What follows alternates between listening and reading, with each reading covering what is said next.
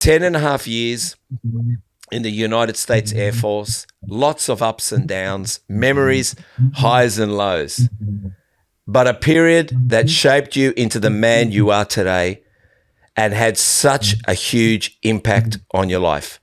Danny Jakab, welcome to the show. Greetings and salutations. How are you, buddy? So you are on the East Coast, correct? Yes, I'm currently in Pennsylvania. Pennsylvania. And you guys are what? Coming close to summer now. How's the weather up around there? Extremely bipolar. Like I mentioned, I was talking to you earlier. I just came back from Houston for a gym grand opening event I went to this past weekend, and it was 80 degrees, 70 degrees, and then here it's bipolar. It'll be 75 degrees one day, and then 2 days later it's like 35. So like the allergies are all over the place. And then it's like one day, like you have the windows down, rolling, listening to Miley Cyrus, and the next it's like deathcore metal with the cold. So, yeah. I love how you flip it. Yeah, we're actually supposedly going into winter, and it's still hot here. We're just in t-shirts, and we're weeks away from winter. I don't know what's going on, mate. But anyway, let's start with one of the first questions I've got here. What made you join the military at 17? Was that a lifelong dream, or growing up you had some other dreams and aspirations? So I joined at 17, mainly because what I wanted to do as I was transitioning out of high school into my adult life was go to college and become a lacrosse player. Actually, that's the one thing I enjoyed more than anything when I was a kid in high school. I was extremely good at lacrosse. I had really good grades. And I think my parents realized at some point when I was in high school that, some of these schools aren't the cheapest, and especially the ones I wanted to go to. Luckily, I did get recruited by some really great schools and a couple Ivy League schools. But even with that and the money they give you for their sports, my dad was like, LOL. So I had to kind of not pivot, but think of another alternative decision of all right, cool. If it's not going to be sports that gets me into college, what's my life steps going to be? And during high school, we did this class.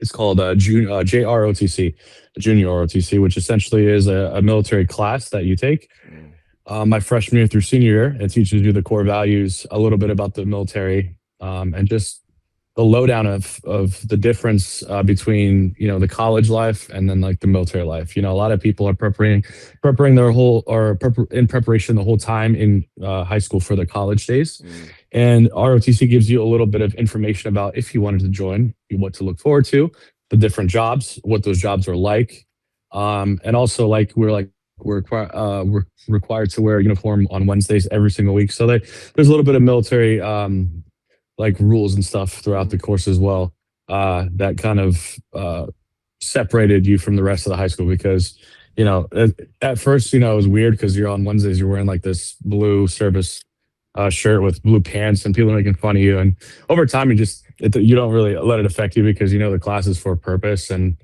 the class itself was really cool. And I think my instructors, I should say, inspired me to do that, the military aspect of it. I don't have any history in my family where, anyone was in the military. I know a lot of my friends oh, my dad was a Marine and this, no, my dad was in the military, but actually overseas when things were really bad, communist times, and he was fighting to have bread on the table for my grandmother in Hungary. But that's a whole different, type of lifestyle. And he just wanted me to make sure that I was making the best decision. So whether it was going to college, I could have done it, but ultimately by my junior, senior year, I was like, all right, I knew none of my peers were going to do it. No one was talking about it. And at the time I'm like, you know what? This sounds pretty cool. It's a selfless thing. It's kind of badass, oh, military. Cause you're 16, 17, peak of your testosterone booming, and oh, America, and yeah, I graduated. It was May that I graduated. And then June, July, August, I had 2.5 months in between before I went off to boot camp. And that's why I feel how do you join at 17? Well, in the US at least, at age 17, your parents can sign for you as long as you obviously consent for you to go to boot camp. Because for me, I turned 18 while I was there at boot camp, ironically. And quick little side story, my 18th birthday, I'll never forget. because I'm sure in different militaries that are training, you get gas. So you have a gas chamber, you take your mask off, and or pepper spray. Okay. So well, the day that we did the gas chamber was my 18th birthday, and I remember I didn't know I specifically was going to happen. I just knew it was my birthday the next day. I'm like, oh, cool. Like, hopefully we do something dope today. And I remember I was ate yogurt that morning specifically. You're not supposed to have lactic acid when you have any type of like chemical because it makes it like 10 times worse. Well, fuck me, bro. Like I, I took off that mask and you have to say, sir, trainee reports, which is your reporting statement. And bro, like I got to search and like my throat just locked up and then like all the acid in my throat and through my nose, like all came up. I was crying. But anyways, 18 years old, the gung ho me. And honestly, I'll tell you this. I'll finish this off because I talk a lot. I know, No, talk a because lot, I like to man. be. I like to be descriptive, but I'm the it same. was Go. one of the best choices I used to have made. Because at such a young age, like the military itself is what I grew up in. It's what made me grow up. It's what made me realize what finances were like. It made me realize what being broke is like. It made me realize like what living on your own and not relying on family is like.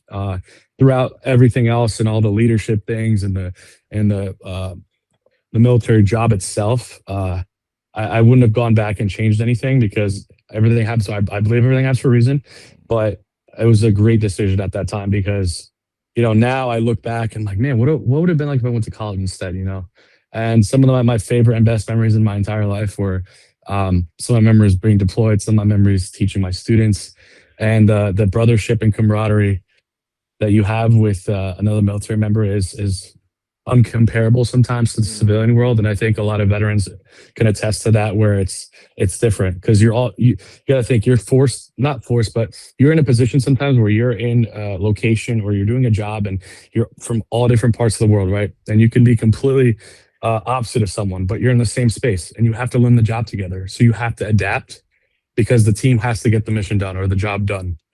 So you make that happen, and through that you kind of break down like things that you may not liked about certain people and kind of open your eyes like, wow, this is what culture is like.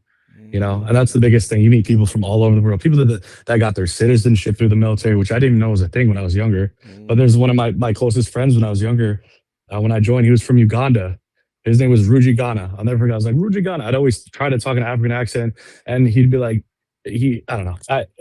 I smile. I look back, and it's nothing but good memories. But yeah, 17, I did it because no one else is doing it. I want to do something different and cool. And now I'm Unk to these. I'm 30. I'm Unk. All my gym members behind me call me Unk because I'm old. All right. And 30 is old. So yeah. Jeez. Hey guys, Steve here. I hope you're enjoying the podcast. I don't want to take up too much more of your time. You know the drill. We'd love you to subscribe. We'd love you to hit the notification bell. Why? It gets us out there, allows us to go and get bigger, better, greater. We've already had some great guests, as you know, but we want to continue this. We want to continue this journey with you. So if you could, hit the subscribe button, hit the notification bell so you're notified each time we put up a new podcast. Thank you for allowing me to take you away from the podcast. Let's get back to it. So obviously it shaped you, because that was one of my next questions. Was it everything you thought and more? And if I could say,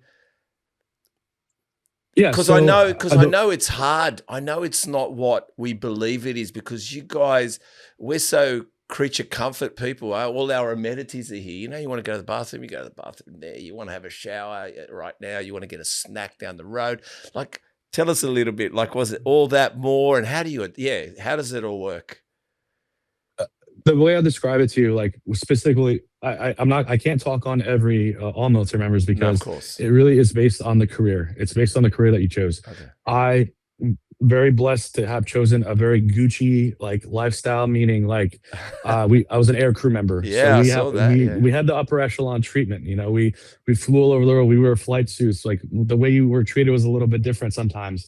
And but there, like I said, there were certain times where it was what I thought, like the things that we're doing. I was nervous. I had those moments where I was like, oh my God, I'm refueling a plane right now that's over, Afghanistan, and they're doing some crazy things, and you see it in the news the next morning. And those are the things that you don't really prepare for when you're civilian, or you don't understand what it's like until you're actually doing it. whether it's a humanitarian mission, a mission that's supporting an operation per se that's going on over there. The one thing I will say about it all is in the moment when you're serving, okay, and it took me about a year after I got out to kind of sit down and settle with this. Right. Is I think, and a lot of my friends have agreed with this, and I'm not speaking on behalf of everyone, just as me, my personal experiences.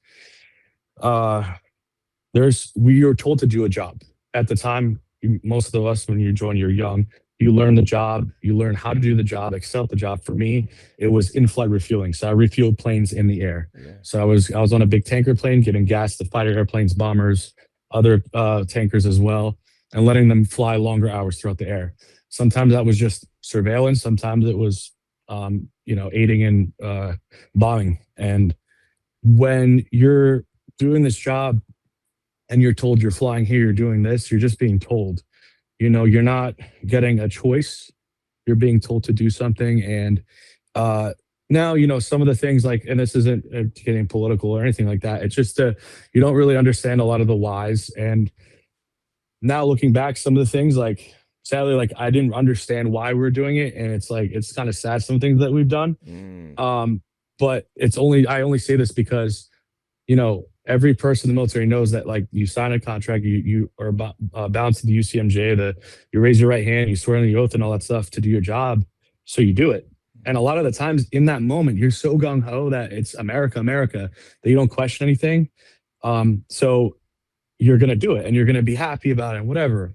I think it takes sometimes serving, getting out and understanding like there's a lot of things that happen that you may not agree with, but it's at the time in the moment you're doing a job.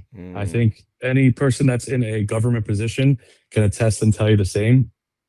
And it's not to say like F the government or anything, nothing like that. It's just there's a lot of really, really, really, really amazing humanitarian things that we've done, places that we've got to travel, experiences and people from different countries and cultures that I got to interact with that were beautiful. And there was a lot also that when you asked me like, hey, was I anticipating like the other stuff? No, I really didn't anticipate some of the stuff because I didn't know what I was really doing. So yeah. So you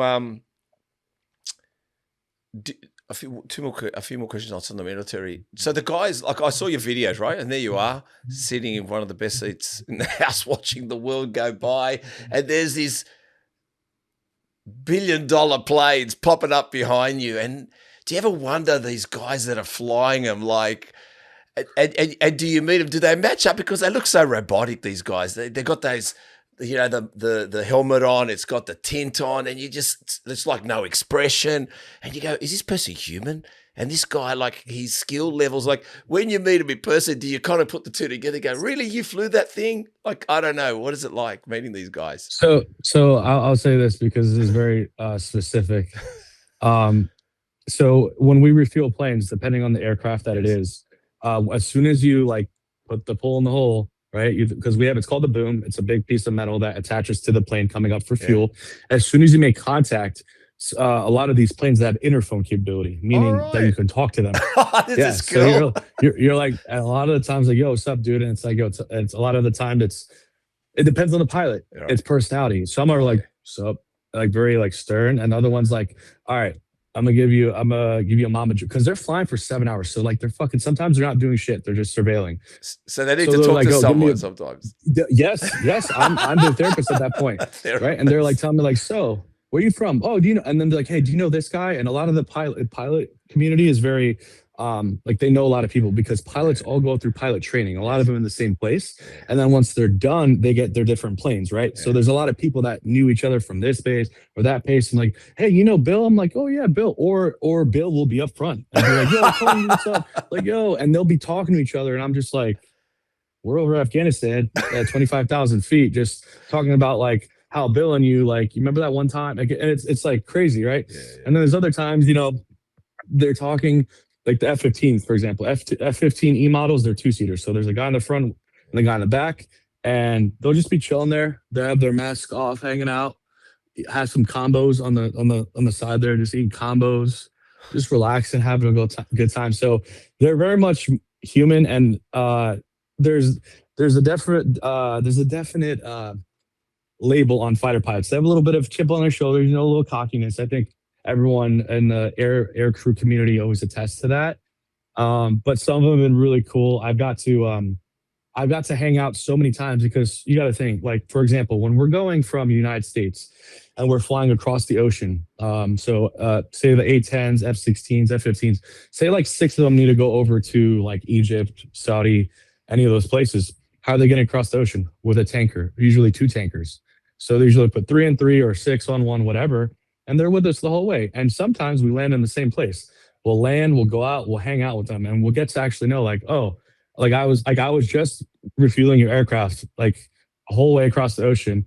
Now I'm having like beer and a meal in Spain, or not just maybe just have a meal. We're like Wow. partying at till 4 a.m. Like it's really cool because you get to see these guys behind this like little fighter jet. And again, some have egos, some of them are just bros, man, and they just like they got fighter planes, and it's really every person is different. Um, but they're I wouldn't say they're robotic. They're told to do a job, they get it done, and Yeah. some of them are extremely fun. They'll even do like stuff for you in the back. They'll like flap their wings. They'll freaking a barrel roll off to the side for you. I've had How A-10s. cool. How I had cool. A-10s. My first time or second time ever seeing them at nighttime. They pop back and they pop flares for me. It was just like a cool thing to see. I just never seen. You know what I mean? What a memory, I don't know. man. How Yeah, fortunate are you? That's pretty much that's yeah. it's that's an experience. Do you think countries should have mandatory military service? Do you think we all should? Because look, I've not done it, and Listen, I go on. wouldn't. It's hard because I, in a way, I'd say yes. In a way, I'd say no because Yes. in today's military, I'd say not so much. It- and again, maybe when I was in, I'd say more so yes. Hmm. But again, that's being picky on when and when not to. I'd say for certain reasons, 100% yes, because there's so many basic, I'm telling you, life skills. Okay, that I know for a fact I've adapted because of the military, whether it's leadership wise or just getting shit done wise, that I know it's based on just like the regimen and the way my life was for so many years. Again, from 17 to what, 29 or 28, it was military, military, military, right? And then it just shut off.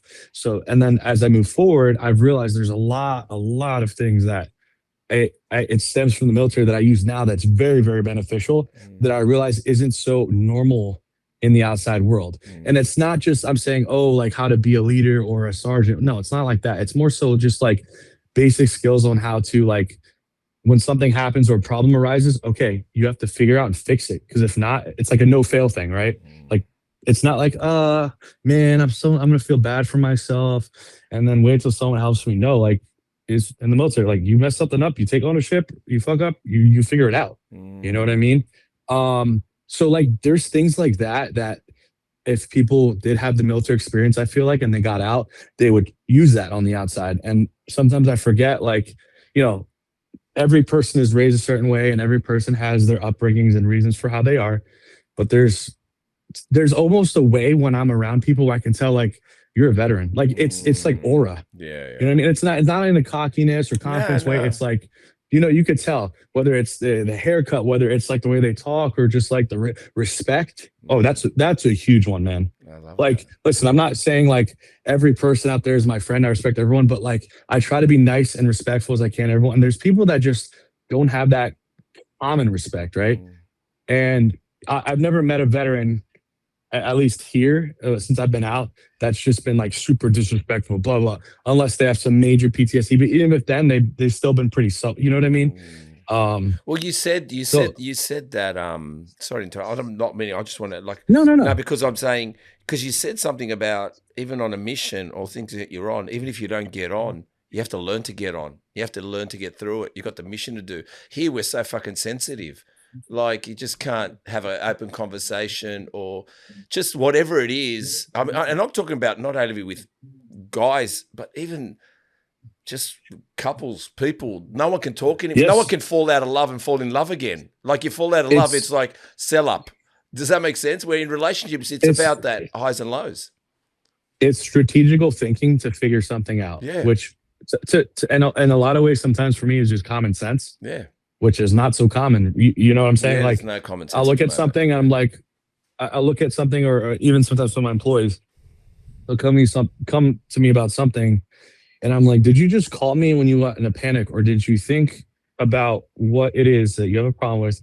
Did you try to do it yourself and fail? One, after you failed, did you figure out a second way to try it? And three, after all that said and done, did you troubleshoot and find another? Like, because those things in my mind is how I operate, right? Yeah. If I can't figure it out, like, I don't instantly call my dad, like, hey, dad, I need you. I'm lost. Yeah. Okay. And especially when it comes to something bare ass basic, like, and and it's one of my also things, like, I don't like relying on others. Like, I don't want to put an issue on someone else. Now, not so much when it comes to like the mental health side. I'm getting help is fine, but when it comes to like something I know I can do, and I'm like, I'm just being lazy. Like, oh, you know what? No, I'll figure it out. And I think a lot of the times, like, when people get stuck with the negative things in their life, oh, this happened, this happened.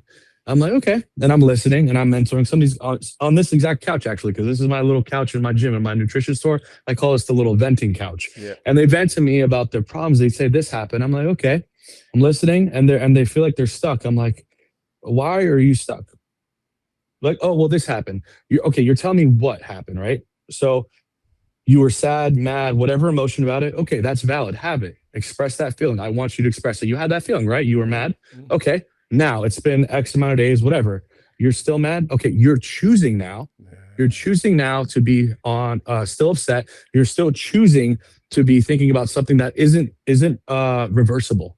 There's no undo button. You can have the emotion, be upset, but you can't dwell, because you will not move forward in life, because that will consume you. So this whole week you've been sad and mad because you've been choosing to be sad or mad. It's a mindset. It's not life saying, oh, you can't do anything. No, it's you being not able to do anything because you can't tell yourself, you know what? I'm going to get over this. I'm going to figure it out because I'm a grown ass man and I have shit to do. And I'm like, you're holding yourself back, bro. And it's like, oh, I never thought about it. I'm like, yeah, man. I was like, listen, I was like, that incident, whatever it is bad. It is sad. And I'm not taking away the validation of it. What I'm saying is, after that's happened, okay, look at the good things in life. Look at the other things you have to look forward to. Think of those things, right? Yeah. And be like, okay, and now how am I going to move forward? Not, oh man, I wish it didn't happen, because that wish I didn't happen feeling for a lot of people sticks with them. And it's their main excuse for why they don't succeed in life, because X, Y, and Z, blah, oh, this. I'm like, you're talking about a what? I don't care about the what's happened. It's not Uno. There's no reverse card, brother. There's a skip or whatever, and then you move forward. The next person goes. That's your life. Yeah. Well, I think as well, what I find is, I mean, because we're going to get into the mental health, because I know it's a very important topic for you, but I think as well, I've realized sometimes anxiety itself is procrastination sometimes. And I use it like this with people. I say, look, you got to make a phone call, right? So you're anxious about the phone call, but when you fucking hit the call button and it starts ringing, that's the moment you're in. And as soon as their answer, anxiety's gone, because you've got to act. So the longer you wait to act, like sometimes I think to myself, just fucking make the call. Just go talk to the person. Just go and fix that thing, because even I see it myself too. I see, like, just going to work something on the car. I think, I can't, I'll do it later. I'll do it. And so I go, no, you do it now. Go out there and get under the car, because you're thinking, I don't want to lie under the car right now. I don't want to get the ratchet set out. And then when you're under there and you're going for it, you're kind of like, okay, this ain't so hard. All right, what's an easy part to pull off? It's kind of like I said, the anxiety part. And then when it comes to, like I said, post, I just find that, and because I've had moments myself, mental health, and I've seen a psychologist, and I've had some amazing dark places.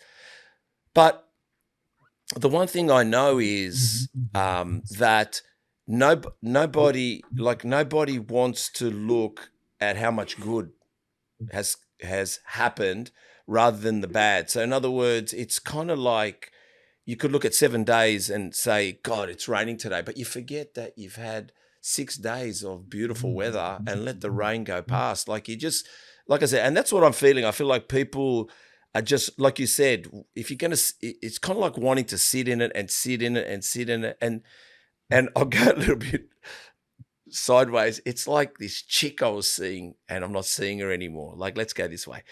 And you know what? I really like her. Like, fuck, I like her.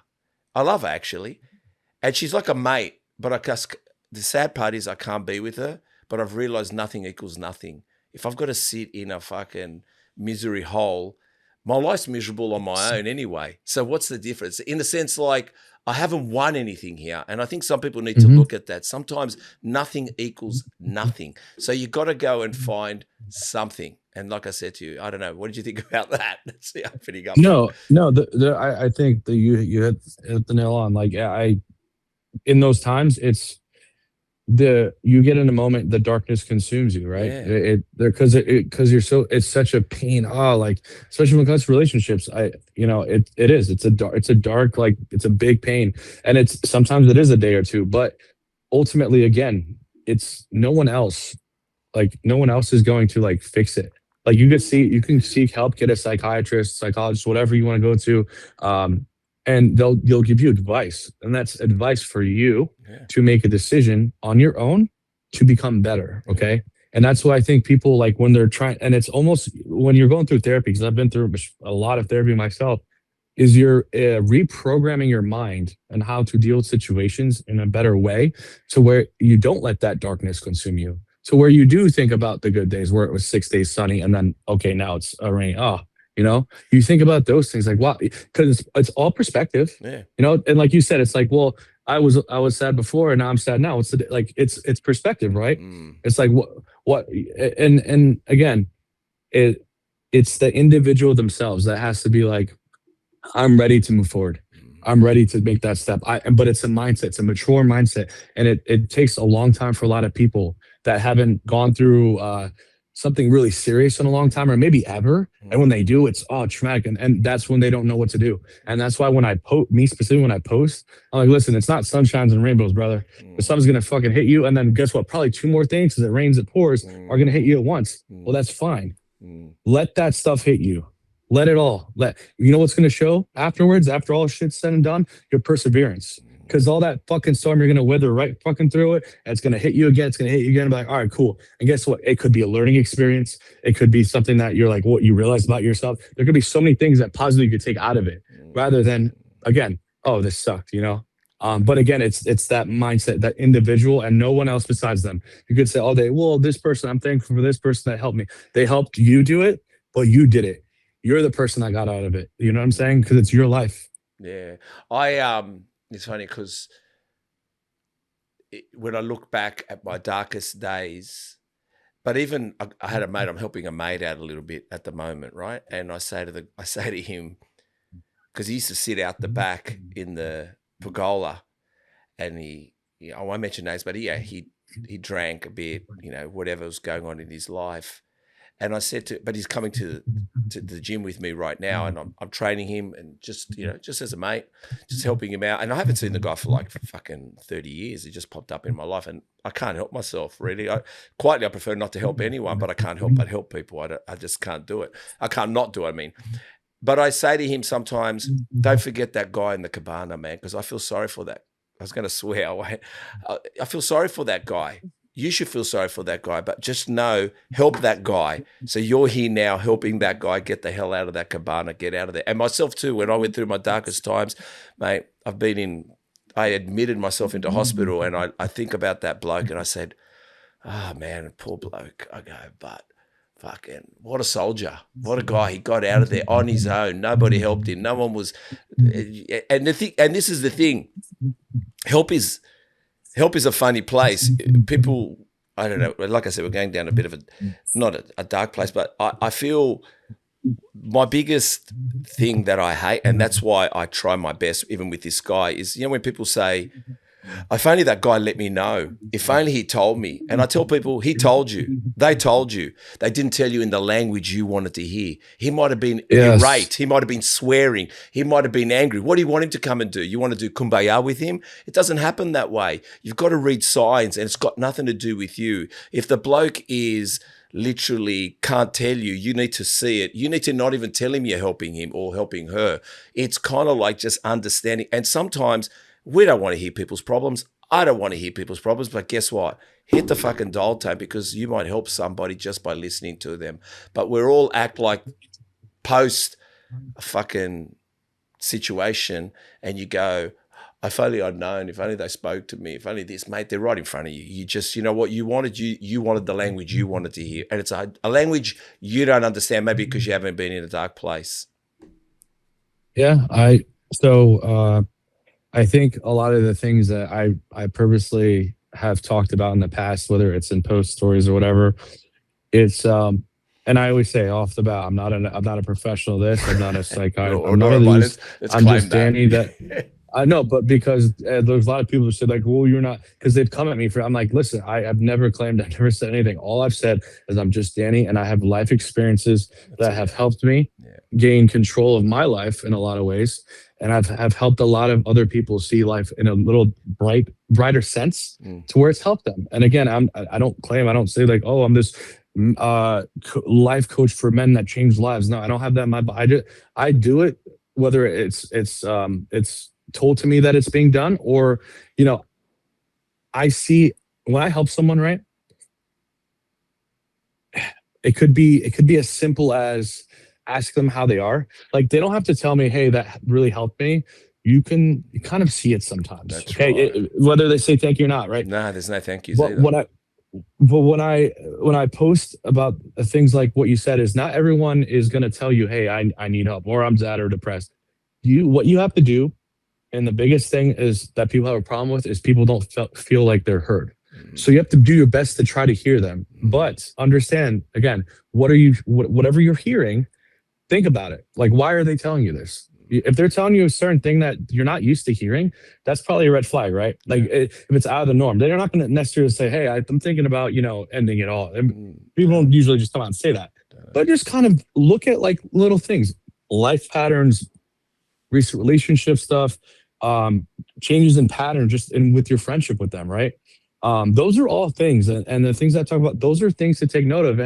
And how you address that, hey man, like, just talk to them, like, no judgment here. I just want to check in on you, because at that point, as a good friend, or even a complete stranger, if you're seeing this somewhere and someone's around you all the time and you're kind of noticing they're off, just ask them, hey, are you okay? Like, you don't have to tell them everything, and make them feel like, it's one of those things that they don't want to be confronted or judged. But if you make them feel comfortable to talk about it, sometimes it's a very awkward conversation. But I've had times specifically, and I'm not going to name the person, because actually I think he's here right now at the gym. He was going at it. I have a boxing bag in my gym, bare knuckles. His shit was torn up. And I was like, come here, man, let's talk. And he unloaded a lot on me, right? Yeah. A lot. And, crying, talking back and forth. And I just listened. I let him talk for an hour, just talking to so much stuff. And I made him feel like the best I can heard. So I'm listening. And then afterwards I said, okay, like we talked about earlier, this is the emotion, have the emotion. I'm happy that you're letting it out. I was like, what do you think you can do that I can help you do, and that you're gonna do yourself, that's gonna help you get past this, right? Developing a plan at that point to get better or get out of that feeling. And, talk about whatever. Fast forward, what has it been, 4 months now? And then it was like last week. Yeah, it comes up and he's like, Danny, I just want to say thank you. And he told me all the great things that are happening in his life, right? All this and that and this. And I see him posting actively all these like little cringy, like, gym things or whatever. But I know it's because he's like thriving, he's happy, he's just doing what he wants to do without holding back, right? And it was just simply just listening, right? Listening to someone and then asking him, hey, are you okay? Like, because even if it's a stranger, man, sometimes like a stranger will unload everything on you at once, on a train, on a bus, like, hey, you know what? Thanks for asking. Or you ask someone at, a grocery store, like, hey, how's it going? Like, you said compliment someone even, right? And I say these things and I talk about these things all the time. Like, oh, it's corny, it's cringy, you're looking for attention. How the fuck am I looking for attention by telling people to just be nice to someone and just to look out? It is literally just to tell people, hey, I do this on my own. I don't have to tell you, dude. I'm just telling you this so that you can go practice it, because someone out there that you may ask how they're doing, or you may hold the door for, or it could change their life. And it's not bullshit. It's not real. It's a real thing. The world lacks the empathy sometimes. And it's not like being super emotional. It's just, people just aren't like, nice. Yeah. It's already hard as it is with everything else, right? I'm like, what's a simple, hey, like I love your shirt, bro. Where'd you get it? Or like, hey man, like have a great day. Or when someone walks to the door of your business, ask them, get to know them a little bit. You know, very, very in my mind, simplistic. But to some people, they don't do it often. And they're like, hey man, like that's a different approach. I like that. I'm like, yeah, because the person that you ask, no, maybe no one has fucking talked to them in a fucking week, a month, or checked in on them. Maybe no one talks to them alone. Maybe they don't have any family, but you're a complete stranger and ask them how they're doing. That can make all the fucking difference.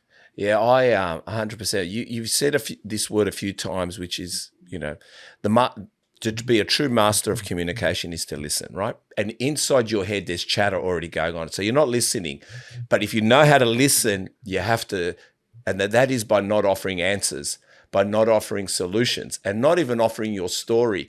What I find, because when I sat with my psychologist, no, literally, man, when I say 10 years, I'm not saying every year. I would abuse the hell out of it. I had government funding they gave us. I said, right, I'm going every week because the government's paying for this. I'll take it. Whatever it is, I doubled down on stuff like that. But what I found was when I was sitting with her or sitting with them, what I learned was how, first, it was unbiased, right? But the thing was, what I learned was, firstly, not only did they actively listen, their active expressions were very simple. And some of the stuff, like I said, just to give you an example, people go, well, you know, what could shock them? I remember once sitting there when I was married and I said, you know, I haven't done this, but I think about having an affair. And I'm talking to a free female and she just goes, okay, why? And then she said, have you done it? I said, no. She goes, well, then don't beat yourself up about it so much. Let's just talk about it. Thankful, you know, trying to say, and the other thing I've realized, which I think you know yourself, Danny, sometimes you can't, not everyone you can talk to. We all think, come and talk to me. You should be talking to everyone. No, you fucking can't talk to everyone. And when you find that person, you know when you found the right person to talk to. And I'll tell you why you know. Because when you tell someone, and this is what I learned a long time ago, like let's say you say to someone, oh man, I slept last night and I woke up with a migraine. And the first thing they turn around and say is, migraines? I get migraines all the time. Already they've hijacked your story. So when someone tells you they're going through a hard time, you got to learn, you want to share your story with them too. You want to say, man, let me tell you my story. And they go, but the thing is, it's not about your story. It's about their story. And we too, like how many times have you opened up to someone, you go, hey bro, or a female too. You might turn around and go, look, you know, I'm a little bit sad. And they go, why are you sad? You go, oh, you know, I just had a fight with my woman or whatever. And they go, oh mate, you should hear me fight with my, and then you go, that conversation stopped. It's about you now. And that's what I mean. People need to learn that, what you just said, the word listening. That is the master. You know, when they say the sensei, the guy that's at the top is the listener, not the talker. Yeah, it's well, two things. Yes, listening and active listening. Active. You're right. I'm gonna say two things. The one, I relate to the story thing because a really, really big pet peeve of mine when I'm talking to someone, and again, I'm sharing something. It's not even like boasting. It's just sharing something or getting advice on something about something negative or whatever. When I instantly get it back, like when I get it back at me, like, oh, well, I went through like it's almost like they're one-upping your story, or they're telling you how they went through. Went through something way worse. I'm like, it's true. Oh, okay. Well, I'm just a bitch then, I guess. You know, like, fuck, like yeah. you know what I mean? Like it's like I didn't come to you for you to tell me how about your fucking story. Like, and I'm not saying I don't want to hear it. I'll hear it. Like, but like present it in a way where it's like, hey, when I went through this, this is what helped me get through it myself. Yeah. Not to, oh, well, you know, I get it. Like it's, you know what I mean? It doesn't help at all. That's why like that's not an effective way of listening, because as soon as you start with that. If someone gives me that back, the whole rest of the conversation, I'm you switched off. I'm not. You're gone. I'm like, yeah. Oh, yeah. Oh, cool. Yeah. You know what I mean? It's like a tasteless food, but it is tasteless food, man. Fuck, it is tasteless food. The next thing I'll say, and this is ironically, this is something I talk about a lot, and I talk about it because I have implemented it here in my business at my gym to my employees. And I talk about it to people also that it's not just business wise, it's anywhere where you're in a space where you're going to see the same amount of people over and over again that you want to build rapport with, respect, and just kindness, right? So when owning a gym, you want to get to know your members. I try my best to learn everyone's first name. And for the most part, besides like the past like maybe 2 weeks, the new signups when I wasn't on shift, I know most people's first names, which is a great thing. However, another thing that I try to I guess embed in my employees is it's called the two a week rule. And it's essentially how that works is you have members here that go in and out of the gym. Our usuals are morning shift, evening shift, whatever shift. On your shift on Monday, go up to a random person or at least one or two. Go up to them, have a conversation, and not have a hey, what's up? Cool, see you, bro. Not one of those. Like have a conversation and make sure that you're letting them know that you're there, you're present, you're listening, and you care, right? And actually, again, listen to where you remember the conversation, right? So Ed, you went up to Ed. He talked about, oh man, like my Harley Davidson just whatever broke down, whatever. You listened to Ed's conversation on his bike, cool. You had a conversation, ended, you were listening, you were attentive, and you were present. Okay. Later on in the week, Thursday, Friday, Saturday, whatever time you want, go back up to Ed, right? Go up, hey Ed, how you been, brother? How's the Harley doing? Like I heard, like you tell me about ask him about the conversation that you had. Wow. And in detail, reference whatever you're talking about and ask them about it. And sometimes they'd be shocked, like, what? Like, no, you telling me about your bike. You're like, oh yeah, it was fixed. You're the time like, oh yeah, like it was like, oh, thanks for asking. And to them, sometimes it's like, holy shit, you remembered.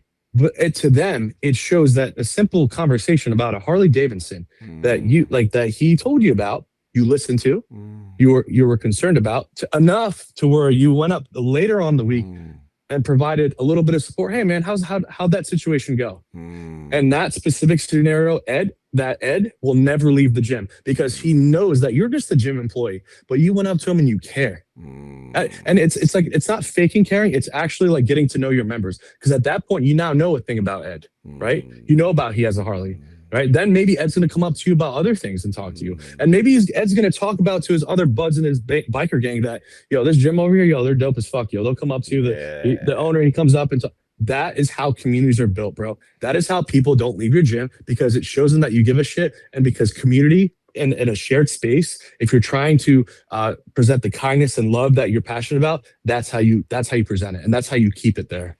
Yeah, it's a lot like, also, not to say, I was just thinking as you were talking about, like the book, How to Win Friends, Influence People. Have you ever read that book? Which book? It's called How to Win Friends and Influence People. No, I've never read it. Who's the author, Chris? Anyway, that book, when you read, it's a great book. It's an oldie but a goodie. It's How to Win Friends and Influence People. Now, you're going to think, it's got to be one of the best sales pitch books. It ain't. It's all about others. It's all about asking them questions. It's all about, like, serving. By Dale Carnegie. Yeah, very, very popular. It's called, every entrepreneur, not to say or whoever, has read that book, How to Win Friends. I've heard the book. As you said it a second time, I've heard it. I just never read it. Yeah, so I read it thinking, I'm going to learn the best sales tips, how to trick people. I'm going to learn how to lie. When I read it, it was more like the practice of just even you walking into a hotel as an entrepreneur and you're interested in the usher. You go, how you going, mate? How's your day? Love your shoes. Really nice how you polish. And then you get the service and you didn't even ask for the service. Does that make sense? It's kind of like that is, and they remember you and then they come back years later and tell you how their career changed by the way you spoke to them. You know what I mean? Like it's that kind of stuff, And again, very, very easy and very minuscule, as in, I'm not saying effort, but like it's just having a conversation. Like for me, regardless if I went through any type of leadership seminar, like I love I'm an extrovert. I love talking to people. I love getting to know people, but especially when I'm here. This is something I'm proud of my gym. I want to hear like what you don't like, what you like in general, right? So I do that already off the bat. But when like you add the little bit of like personal touch to it, like hey, let's talk a little about who you are. Like I go up to someone. A lot of our social media stuff even. Um, I'm like, hey, do you mind being in a video for us? And sometimes I tell them, sometimes I don't tell them what it's about. But usually it's like, what our gym's called Wolf Gyms. I'm like, why Wolf? Like, why do you choose us? I'm like, I don't care what you say. I'm like, it's just raw. Like, you don't have to sit there and prepare for it. I just want to know, like, and it gives them, true feedback and insight. And then on top of that, one another cool thing that recently, probably 3 months ago, we started doing more often is like certain members, when you get to know them over time, you get to hear their personal stories, whether it's recovery, illnesses, tragedy, overcoming tragedies, and it's you simply get to know them by them just coming here and just sharing with you, right? And you get to like, oh, that's so like we do like member highlights of people's stories, how like their perseverance. Like we have one, her name is Emmy. We did a full 10-minute video with her. She has a couple of diseases are kind of rare, where it's like when she first signed up, she walked through doors, like signed up, whatever, and now she rolls through in a wheelchair, and she knows she has like major surgeries coming up that are going to put her out for a long time, and she comes in with this energy, and like I see that shit, and I'm like, you know what? I'll never have an excuse for anything. Like, if she could come in with that attitude, with all the stuff she has, you know what I mean? Like, what the fuck am I bitch about? But also, like, I know when other people see her, they're inspired as hell. So I'm like, you know what? I know the members here are inspired by you. I mean, I was like, I hope this video like reaches tens of thousands of people, if not maybe some that even have the certain diseases that you have, so that they can be like, well, Emmy's doing this and living her life to the freaking fullest. And it's such a beautiful ass thing, bro. And like you like they become your friends. Like these aren't just like people anymore. And because when you're around people all the time, right? Like, yeah, you could sit there from afar and hate, oh, that's for, but I'm like, would you rather hate someone from afar or just kind of get to know why they're sad or why they're maybe angry and help them become happy? Because for when I see people that hate or people that hate on me, I'm like, listen, if you're hating on an exterior thing, that's not a me problem. But I was like, usually that hate or whatever, the envy or the comment, that comes from hurt.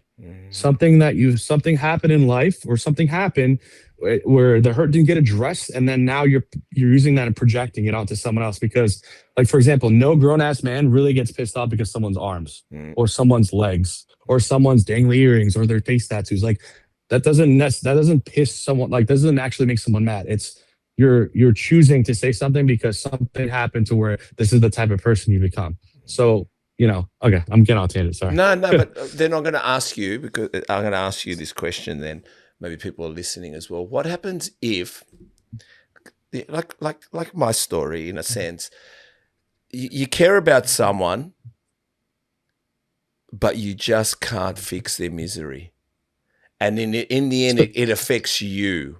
Like sometimes, what I mean is, you know they can only fix themselves. How do you fucking walk away from that? Like, do you know what I'm trying to say? Because you really want to be Superman, but in the end, they turn you into Clark Kent, and you go, No, and then they don't like Clark Kent because you went Clark Kent on them. Because remember, everyone loves Superman, but then when you become Clark Kent, that's what I tell people. Then you become Clark Kent because they don't want you in the Superman suit. I don't know why. That's how they met you. So you go back into glasses, you go back into the suit, and then they fucking. And like I said, it's just like I said to you, you want to help someone, but they don't want to. You know that it's done because they're just not going to fix themselves. It's so it hits me hard because, and I have this conversation with my girl a lot of the times. It's like, what else could I do, or what, why isn't this working? You know what I mean? Why isn't this working? Or you know what I mean? In those senses where I've had those situations. And honestly, sometimes it's like you kind of said it yourself, is like you can't fix everyone. You can't heal everyone. You could do your absolute best. And if like you feel like you can't, like think of other ways or people that maybe can, or refer them. But at the end of the day, like again, your efforts to in a sense of positive help for someone, if like you've exhausted all options, like, and you know that, like after that you're exhausting yourself because Fucking you're oath, taking away yeah. time from you, right? Because you can't expect to heal and fix the world while you're actually breaking yourself down. Getting How do you expect bashed to over it. heal the world when you're tearing yourself apart? Yeah. Like, you know what I'm saying? At that point, you are tearing yourself apart. You're picking yourself apart and making yourself weaker because you necessarily aren't that person. Yeah. But guess what? That doesn't mean there isn't a person out there. There isn't someone that maybe you can listen better. You know what I mean? And maybe you're not that guy. Maybe I'm too intimidating or I'm too this for them. Oh no, and that's not a problem. Yeah. But you could pray and hope that, hey, maybe they will find that someone. But in your mind, you have to tell yourself, and it's the ego thing. Like you've done it. You've done everything possible, and you have to be okay with that. You know, and that's the same concept of. And this is something I struggle with for a long. One of my biggest things that in therapy that I had to go for was, you know, I got to my friend's house too late before when they've taken their lives, and I I blame myself for so long, and it was asking the question over and over, and in my mind, I ran it through it like 500 different times. Like I did this. It's like why, like why, right? And you're blaming yourself. I had to be okay. I had to understand that like I'm choosing to bring myself apart. I'm tearing myself apart by blaming myself. It's not like a blame game. He did it because of me. Like, you know what I'm saying? Are you talking about this guy called Nico? No. So that was also like a couple weeks ago. No, this was that was 3 weeks ago. This was actually, I have been tattooed on my hey, his name is Patrick Miller. He was one of my pilots. Right. That I flew with. Tell us. I would see regularly, and it sucked. You know, it sucked only because of the trying to search for someone, not finding them, having every resource, like every agency involved, and like I couldn't do it. For me, it's the same fact of like when I get a task or an assignment or anything, like I'm gonna finish. I'm gonna fucking do it like to the highest level. And when when I fail, it like it eats me. But in this case, it wasn't like a task, like an achievement. It was finding someone. And how I found him was like that was a fail, and that's what ate at me, right? And after the fact, that thought process of it's why didn't I, and I had to change the mindset of but what I did, Yeah. and I that's how I got okay with it, because I was like what I actually did, like I teach to other people now. What I did right and the things I did right in the circumstances, even beforehand leading up to it, those are things I still carry on to this day. Where I know to this day in the present, it's worked. Where I have gone in time to someone, you know. But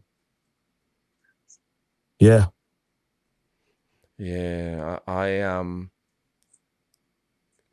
just because I guess we could a little bit segue with this guy called Nico that saw you sitting on the couch. He's recently sitting on the couch, but you know, I think what I've realized myself, as long as you've exhausted, like, I think for me, the love and serving. I know it sounds like a godly thing, but serving. That's the best way to fucking word it, bro. Yeah, I don't know anything else. It's not about, you just know you would still today want to feed them, cook them a meal, sit down, talk with them, love them. Like it's like again, I don't want to compare stories. I'm saying to you that sometimes you're not with them, but if you were with them still, you'd still be doing the same thing that you were doing. And that's the thing. It's the love and the serving. And no one understands the serving part. And sometimes that builds skin in you, because you're not asking for anything that anyone gives you is a gift. You know it's a gift, because if they give it to you, you go like, wow, you really want me. You've just made this for me, and you just know it. But you know, when you give something to someone, with all your heart without reciprocation, that's when you know you're doing the right thing. It's not about even. There's no fucking even. It's just literally one-sided. It's yours. So I think that's the only way we can move forward sometimes, Yeah, a lot of human interaction. This is just because I love psychology and I love interpreting like why and what people do and why they say things and certain things. And over time, especially in the fitness industry, being as toxic as it is, unfortunately, there's so many times where people are doing things or having conversations and this, and I get business is business, but there's always something that they're looking for when they're having the conversation, or they're asking about something. They're looking for something in return, a handout. Yeah. They're like, hey, blah, blah, blah, and then what can you do for me? Versus like, hey, like, for example, like a lot of the times I think of when people look for sponsorships and this and that, like, hey, I want to be an athlete, so you do that. Like, can you send me that? Like, they're always asking for something, right? Like, versus if, like, for example, when it comes to like clothing or a veteran-owned company, for example, right? I think it's a little bit more like genuine. If like you really genuinely support and love something and want to be involved with something, okay, we'll support it. Meaning, like, if you like a clothing company, buy it, right? Yeah. Buy the shirt, whatever. Support the business, cool. And it doesn't matter where the business or what it's. Support the business, and like explain why. Like, I'm not doing this to get a sponsor. I genuinely love the goal. Like, everyone's looking for something when they do something all the time, all the time. Like, hey, I'm buying this shirt from a veteran-owned company because I support veterans like you that have gone through PTSD. I love what you stand for. When people like, I've had people that I go to these pop-ups that I have my clothing with, and I'm like, hey, how much is this or whatever, and they'll share stories with me prior about their life and stuff, and they're like, I want to support you, and I'm like, you know what, and they want to support me because they resonate with me, not because they're asking for anything. It's just genuine, right? It's just like, I just want to support you. Thank you for being you. There's not anything coming back. Like, they're not expecting it. Yes, they're buying something, they're getting a shirt, right? But in return, I'm like, at that point, because I know that you're not, it's just genuine. Here, it's on me. Like, I know where your intentions are. If someone comes to me and like has a genuine conversation, you can sense it. You can, and that's also why, I'll be straight with you, why people ask, oh, why don't you do this? Why don't you go to this expo and do collab with this person? I was like, collab with this person, this for what? And I'm not saying I don't like these people necessarily, but it's, so what, for people to see these two people, like, you're doing it because for a reason, or like, you know what I'm saying? Besides connecting with, when I do events with anyone, or I want to genuinely be part of that event, learn something about them. Like, oh, I genuinely gained something from this person, and clickbait is clickbait, influencers, I get it. Totally understand it, right? Have I been in videos of people with big, yes. But that's why I when it comes to like the genuineness of it in the fitness industry, and why people like, oh, why don't you? I was like, I don't have time for that, and it's not morally me. Like, I don't do that. I don't like the fake stuff. If you don't like me, then don't pretend to. Okay. If you don't like my message, then don't follow me. But don't troll me for it either. Oh, this mental health thing and this the corner. I'm like, okay, that's fine, brother. Like, do your thing. Blast your code online. Tell people how awesome your skin tight shirts are. Code whatever. Got you, brother. All right. Just like 50,000 other people that look exactly like you, right? That's the reality of it, right? Because they're pushing something. Like, in reality, I asked, like, I want to be this. People are like, I want to be this. I want to be a sponsor. I'm like, I said, why? Well, why do you want to do it? What makes you want to do it? Oh, well, I want to get to 100,000 followers. Why do you want to get to 1,000 followers? Well, like, a sponsorship. I'm like, you just answered with the first question I asked you. I said, why do you want to be sponsored? Then I was like, well, I want to get my followers of this. Like, you're going in a circle, and what that's going to lead you to, which I'm saying, like 90% of these people, is you're going to do this for a couple of years and it's just going to fall off. Again, everyone wants to be a Sam Sulek. Everyone wants to be like, I get it.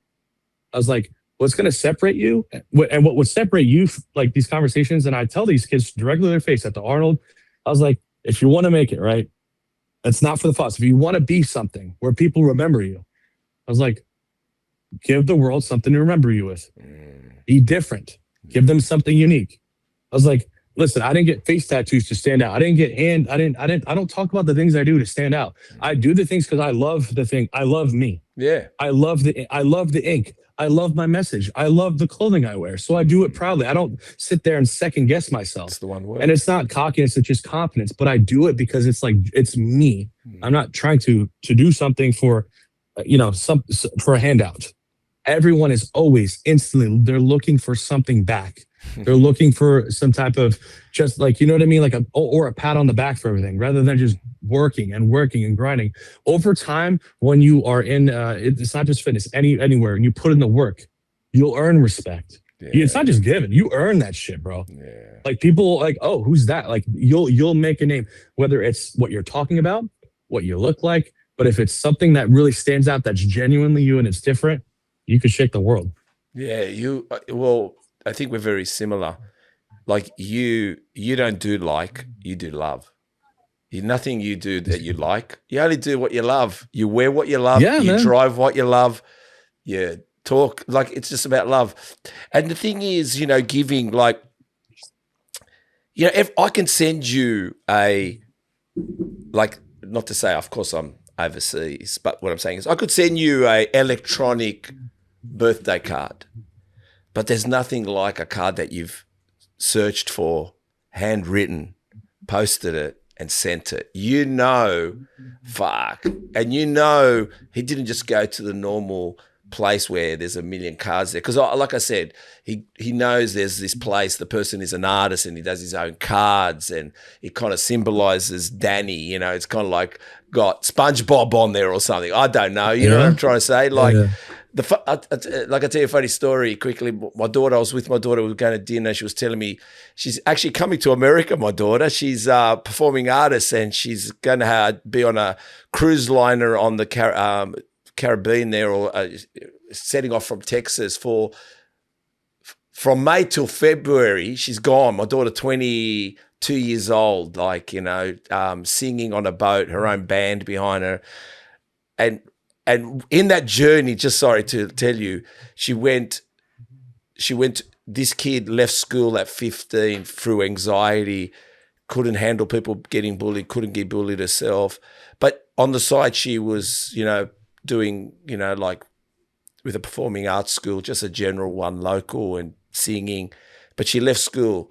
And then she even ended up in hospital school and this and that. But then she went to one of the most elite performing arts school. She got accepted. They take your money, but you got to know how to perform to take your money. So it is expensive, but you don't go there to be an influencer. You go there to play in musicals. People are paying to see you. You turn up sick. You don't. It's a kind of, they break you. 60 people start. At the end of it, there might be 30. Mm-hmm. And she was just a checkout girl at one of the supermarkets while she was pursuing that career. And that's what I don't know where this story's going. The story's going this. So we went out and she told me that day, but she was telling me a bee story. She's telling me about bees. She says, I saw something on Netflix. It was about bees, telling me the bee story. And we're coming up to Easter. And because I got a Greek background and it's an Orthodox background, I get to celebrate too. I get to send the Anglo and whatever European. So we were going out for Easter and I happened to, and it was a different week, but I happened to go to this place where they got cards and they had a card with bees. And so I got instead of getting a rabbit I just go, no, this will be the perfect Easter card with bees. So I got her the card and she's like, did I tell you about the bees? I said, no, well, you told me about the bees. So I guess what I'm saying is effort, love, don't do like. I don't do like myself. I fucking would hate to get you something that I liked. I want to get you something that you love or I love. There's a different emotion and it kind of creates a different energy. So it's kind of like, I hear you. I understand, what you mean by that. It's kind of like, why do you want to do it for? Do you love the brand? Is it something? What do you love? And that's when you go, man, like, here's the T-shirt. Like, fuck, I can't beat that story. Yeah. My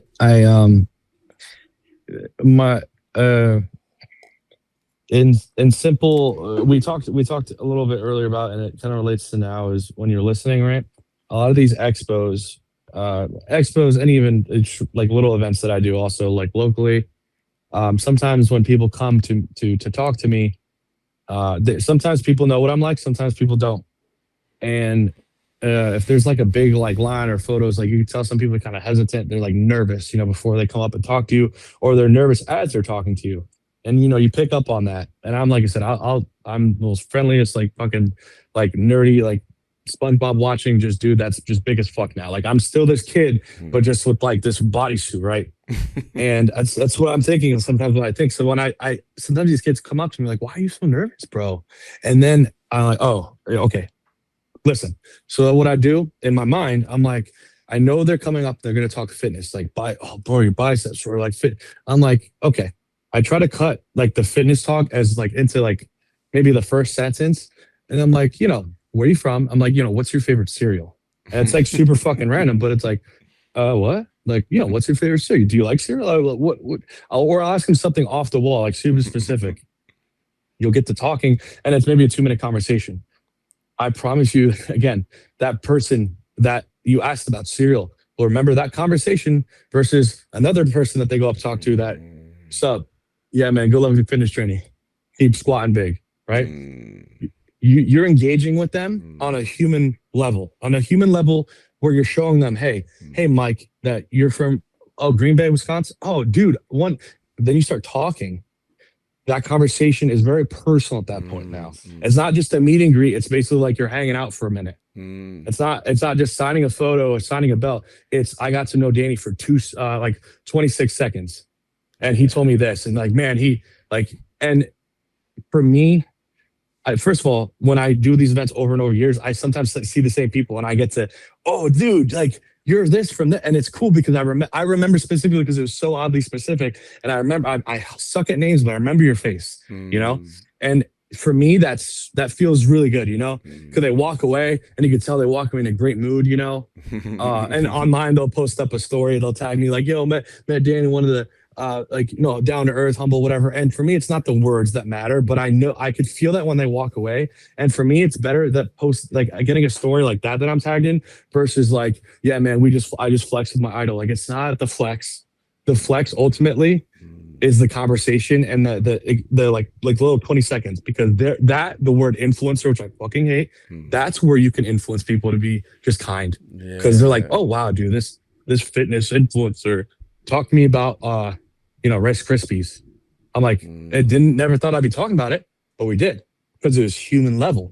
And I'm like, maybe it opened like, oh wow, maybe the next influencer I talk to, I'm going to ask them about something about them as well, rather than, I just love your YouTube videos or this. You know what I mean? Yeah, 100%. Hey guys, Nutrition Warehouse, your .1 store for all your supplement needs. Visit in-store here in Australia or New Zealand, or go to nutritionwarehouse.com.au, or for our New Zealanders, go to nutritionwarehouse.co.nz, shop away, and at checkout, why not use discount code MTP15 to get 15% off all your orders. If you want to be an influencer, I think just take away the R and just be an influence.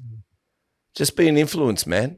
Don't worry about influencer. Be the influence, and it's funny. Also, sorry? No. Go ahead. I didn't mean to cut you off. No. Be an influence. And you are very observant. I think me and you are very similar characters, I think me and you are very similar characters. I think we love the underdog too. I think we love the underdog. We fucking love a brawler. We love an underdog type person. And and like I said, I don't want to, because we spoke about hijacking, people hijacking your stories, and we're not here to hijack your stories. I've never sat in an expo and people walking up. All I've done, if I can compare it, just to give you a story, is when I used to do door work, because I was saving money. I had a great job, but I was always, being ethnic background, would have 3 jobs. Sometimes I quit one and my parents would say, why did you quit? I said, I'm only supposed to have 1, not 3 jobs, right? And being Hungarian, I suppose your dad as well. Is that correct? Yes. Yeah, myself. I'm 100% actually. What's that? I'm 100%. My mom and my dad are both home. Yeah, so my parents are Greek. So you know the ethnics, the group people from they're hard workers. They're hard workers, you know. And I remember doing door work, and I could suss out like people coming to the door, and I could see, you know, like two nervous guys, and they're like thinking, oh, like we might not get in. And I'd look at them and I go, and I remember myself possibly ever thinking like that. And I go, nah, they're in. Like, I don't care if the other guys are wearing Versace and they're not, and they're acting like whatever. Them two, they come up and go, what's going on, boys? They go, oh, we're just thinking of coming in. I go, yeah, have a good night. Or some girls, you know, they're walking up and they're shy. And I'm like, I look at them, I go, look, they're just fucking sweethearts, you know? Like, I just look at them, I go, yeah, come on, in you go. And they're like, thank you so much. And one more thing I'll tell you, and the owner once said to me, there's a guy at the door, I don't want you to let him in. And you have to do what the boss says, right? I guess. So I went to the door, and it was this fucking big Fijian guy. Like, his fist was the size of my head. And I'm going, what do I do here? So all I said is, hey, bro, how you going? What are you up to tonight? What'd you get up to tonight? That's all I went with. You know? And he goes, it was like a Saturday night, but he had gone to a church service. He goes, I just finished a church service. And that's what we kept talking about. We just started talking about that. And in the end, I said, listen, bro, this place ain't for you. Trust me, you don't want to go in here. I said, you've had a good night, church. This isn't a place after church. And he goes, you're right, bro. Cheers. I said, see you later, man. That was it. That's how I sent him home. Yeah. We sat there talking for 10 minutes, you know, but like I said, I go, but when I saw him, I go, mate, this guy's going to take my fucking head off. I said, I'm okay to bleed. I'm okay to bleed, but the size of his fist. Yeah. No. You touched said influencer, right? And I think a lot of people, they want to be the influencer. That's their goal. And honestly, like when I give honest advice, like I would never tell someone to just give up everything they're doing and just go full board influencing. Yeah. And I say that twofold. And I'm like, first of all, a lot of the people that ask me, I look at them, and I'm not judging them based on what their physique, but I'm like looking at them, I'm like, okay, like what possibly can you influence with, right? And I'm not saying because you're small. I'm asking in a sense where it's like, brother, you want to be an influencer, okay? How? And I asked them, what do you want to influence people with? Fitness. It's so generic, right? But I'm like, everyone wants to be an influencer, but they themselves like don't have anything to really influence with. It's not. There's a difference between, for me, my view of an influencer, like influencer online that is on the fitness aspect, I should say. Are they giving advice? Are they giving coaching tips? Are they teaching people how to balance? Are they teaching people how to balance? Landscape yet? Oh, sorry. There we go. Are you teaching people how to balance life, personal things, blah blah blah? Versus like, I just want to be an influencer. I'm like, to be an influencer, what do you have to offer to influence with? Like, have you even reached a step to where you feel like, you know what, I could share some of these things, right? They instantly want to just go to like, to the tier of, oh, I know so much and I want to tell the world everything.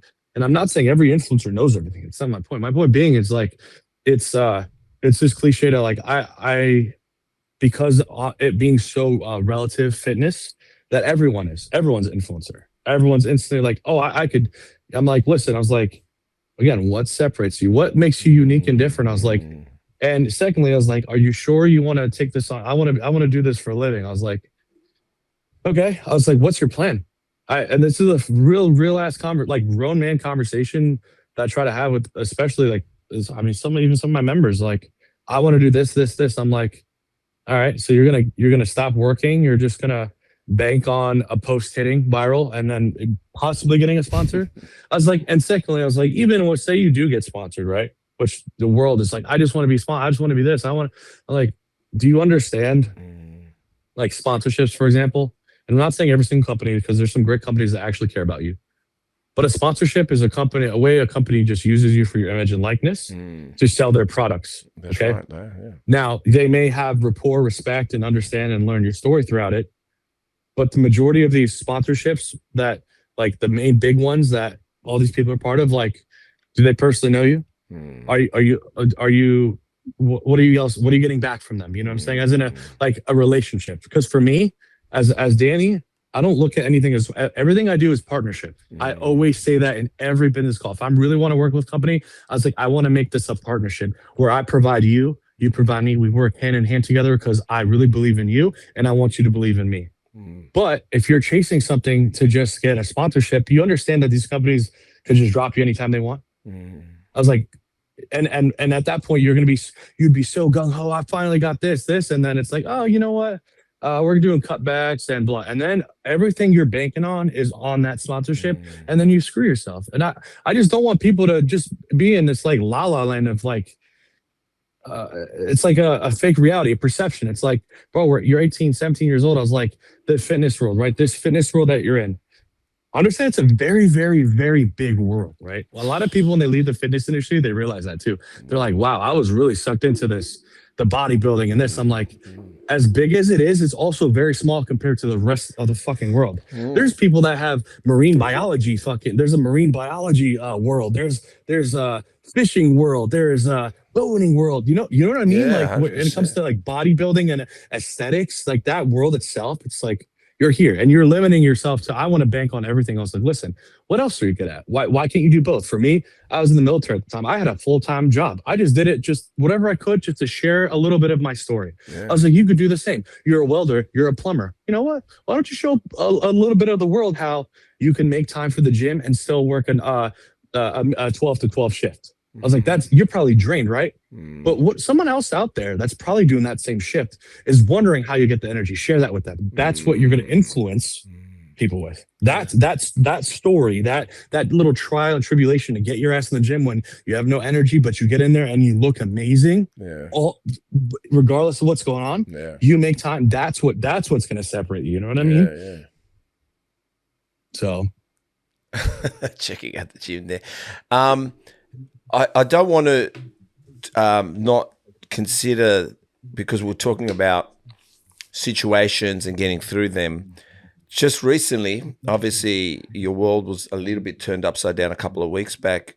Your family home, man, and your parents' home. It like took you 3 hours to get there to an unexpected fire with it, your dog. Tell us what happened. How are you? How are you feeling? How's everything? Yeah, no, I like I said, thank you for asking. I really appreciate as I've the people that really are like close with me online, because they're and I'm not gonna say they're like close friends, but there's people that maybe I don't talk to every day or maybe I never seen, but randomly in this like area, even like I was in Houston, people are asking me like, oh, how I'm so thankful, because it's when people ask you like how you are. And in a circumstance like that, that's extremely, like, it was dark for like my family. It means a lot. So that's why, thank you for asking, one. But two, essentially it was just an unexpected life occurrence that could happen to any one of us. And I say this because it was a normal Tuesday. On Tuesdays, I usually open the gym 5 a.m. And by the end of my shift, I just got a random phone call. And it was like, it was an agency. I don't know what responding service it was, but they're like, hey, Mr. Jakab, your house is on fire. And I don't own a house here in Pennsylvania. So I was like, I don't own one. They go, oh, your house on 6 Fulmar, which is in Connecticut. And I was like, hold on one sec. I literally like hung up. And I called my dad, went to voicemail. So I assumed he was flying. He's a flight attendant for United. Called my stepmom. She's like, I'm on the phone with the police right now. I know what's going on. I was like, okay, just relax. Like, I'll call you back. So then I called my uncle, all her close friends, I should say my parents' close friends, just to get there to see what's going on. My uncle got there and my uncle got there first and was called me right away. He's like, hey, it doesn't look too good. So that's why I left the gym. I grabbed the go bag, really packed like 2 seconds, grabbed whatever I needed, a couple pairs of underwear and shorts, and just like drove, yeah, 3 hours, the fucking 125 miles an hour in the Mm. TRX. And my dad was landing in Newark, which is in New Jersey, in Newark International. I actually passed that on the way to the house. I beat him to the house, like how fast I was going. Mm. Uh, and I got there, and sadly the house was torched. Um, Found out like right before like I got to the house. My stepmom called me just to let me prepare like Ginger, the our dog didn't make it, and not to tell my dad because my dad is not the best way to explain it. Like he doesn't show a certain emotions or a lot of emotions sometimes, and he would never admit in the past that he's like the dog means the world to him, but you could tell how much like he loved that dog. And even though he never like really publicly say it or post even about it, It's a Hungarian it's like his guy. best bud. And so, I was there. I was at the house. I was there with my stepmom, all the agencies and stuff, and walked through the house and saw it. Unfortunately, in the state that I was in. And then my dad got there, and that honestly, throughout it all, um, a home or a house, I should say, is rebuildable. It's made of materials, wood, lumber, all that stuff, and but a home is what makes things different. And the dog was a really big part of the home itself, um, and that's what hit the family the hardest.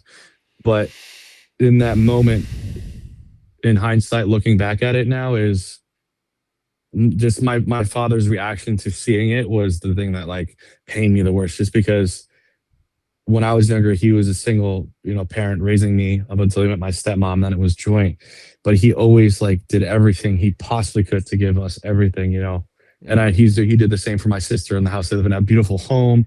He's proud of it. The lawn, just everything he does. It's just like he does it unselfishly, so that they have the best home. They're comfortable. He flies a lot to make he does everything. And I just saw all of that in a meltdown version of it, like where he looked at it and he's like, "Where's my home?" He literally said it like, "Where's my home?" And then he just kept saying like, "Where's my Ginger?" My dad doesn't cry like that, like, but and that was the the shittiest portion of it. But luckily, um, the way my stepmom does mental health work too. She's a therapist, and uh, she was able to actually like hold it down. Like, and I'm very proud of her because I could tell she was really struggling in that moment. Because my sister's a sophomore in high school, so she's 14 years old, and to just go through that on a random day where literally she left the house, and I guess the fire started like 15 minutes after she left. So like just like all of it like that, the house being on, all the clothes, like memories, things like that, all of it. I was just really proud to see how she handled it as like a mom, she's my stepmom, but she's very much to my mom, and I'm on for Abby as well. So fast forward, that night was extremely emotional for everyone, but I was just really really happy and thankful that I could be with them. We stayed at my uncle's house and devised the game plan. Again, this is like we talked about this earlier. Mm. Like the emotion happened. Like I cried out whatever I had to. I Mm. did. It was rough. Right. We hugged and I was like, okay.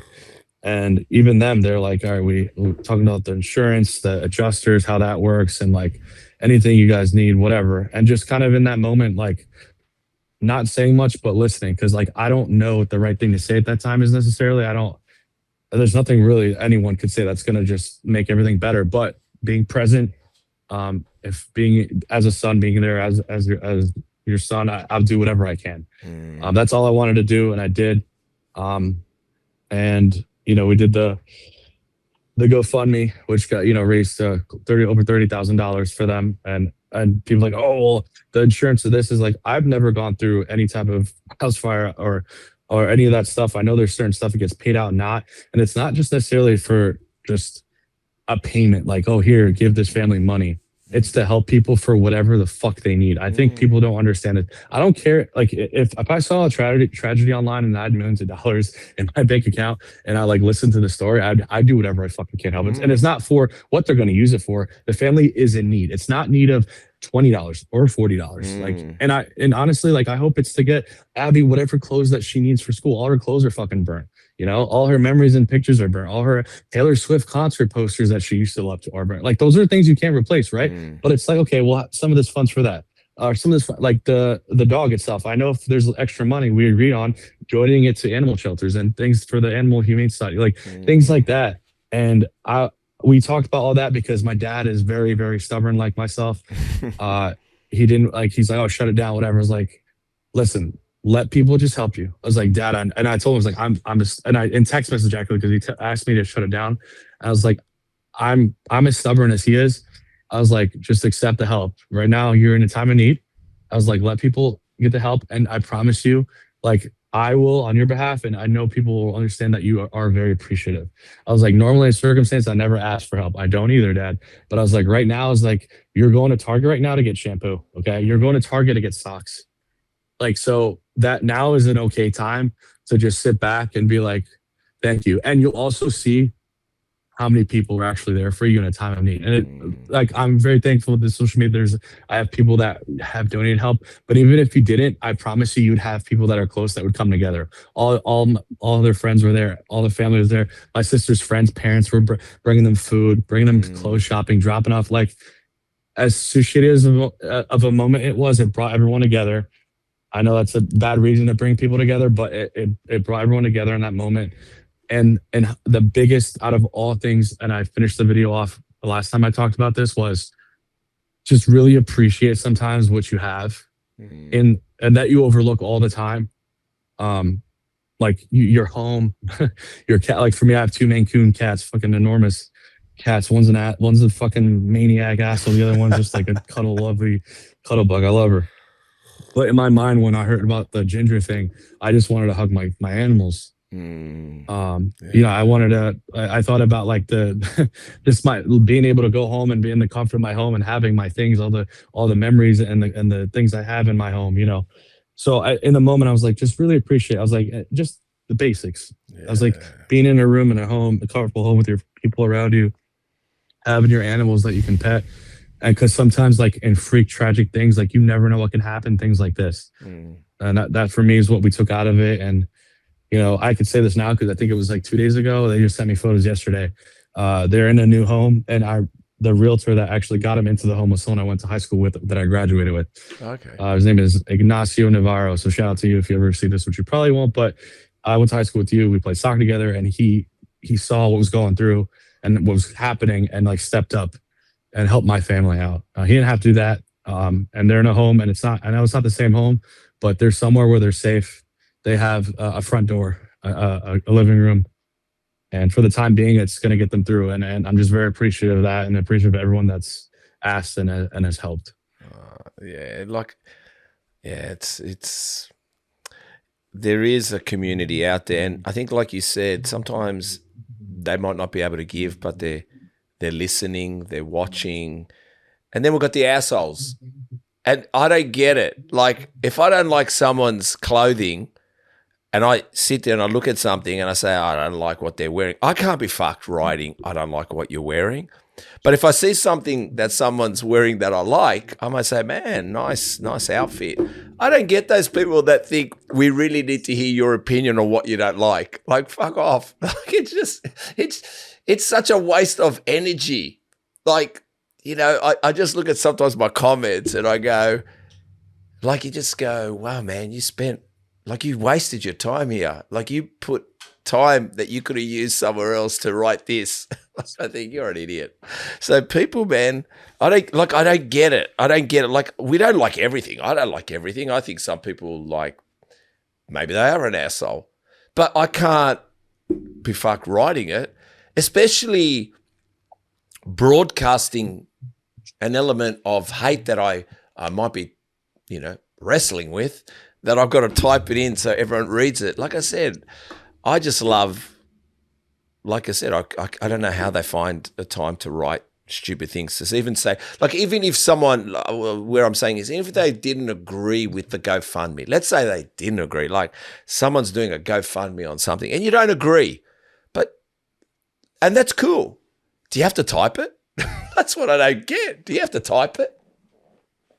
Yeah, like I said, majority and most people have in this circumstance, we're like extremely Oh kind, and yeah, like of I said, course, of course. we're forever grateful. But again, there was a few, and it resorts back to what we talked about earlier. One was basically, I remember the comment specifically because it started off like, hey, I also lost a dog, blah blah blah, but and then it's like try being and it went into a paragraph of how he's bedside with his like infant, went through all these things and throughout years of surgeries and this and this, so fuck your dog story. Like it was crazy because it went from like starting, it was like passive, like sorry about your dog, but here's my story to one up you, and then so your story is invalid. I was like, and what I did honestly, and this is how I do. If you really go and navigate through my page, I did the same because most people would just fucking rage. I wrote back and I actually read into what he was saying about his experience with his daughter, and I was like, listen, brother, I don't have any kids. I was like, hopefully one day. But I'm really sorry to hear about the tragic experience that you went through. It must have been like insane to do that. And like I'm really like I hope she's doing good now. Whatever, addressing that.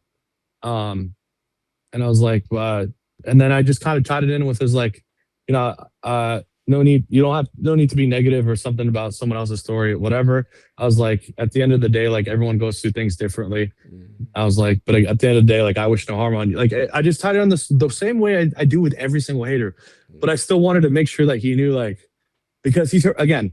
I know that sounds crazy because it's a fucked up comment. He's leaving me, but like that incident with him, like that story of this kid, that still hurts him to this day. He's not fully healed from it. Okay, he's not.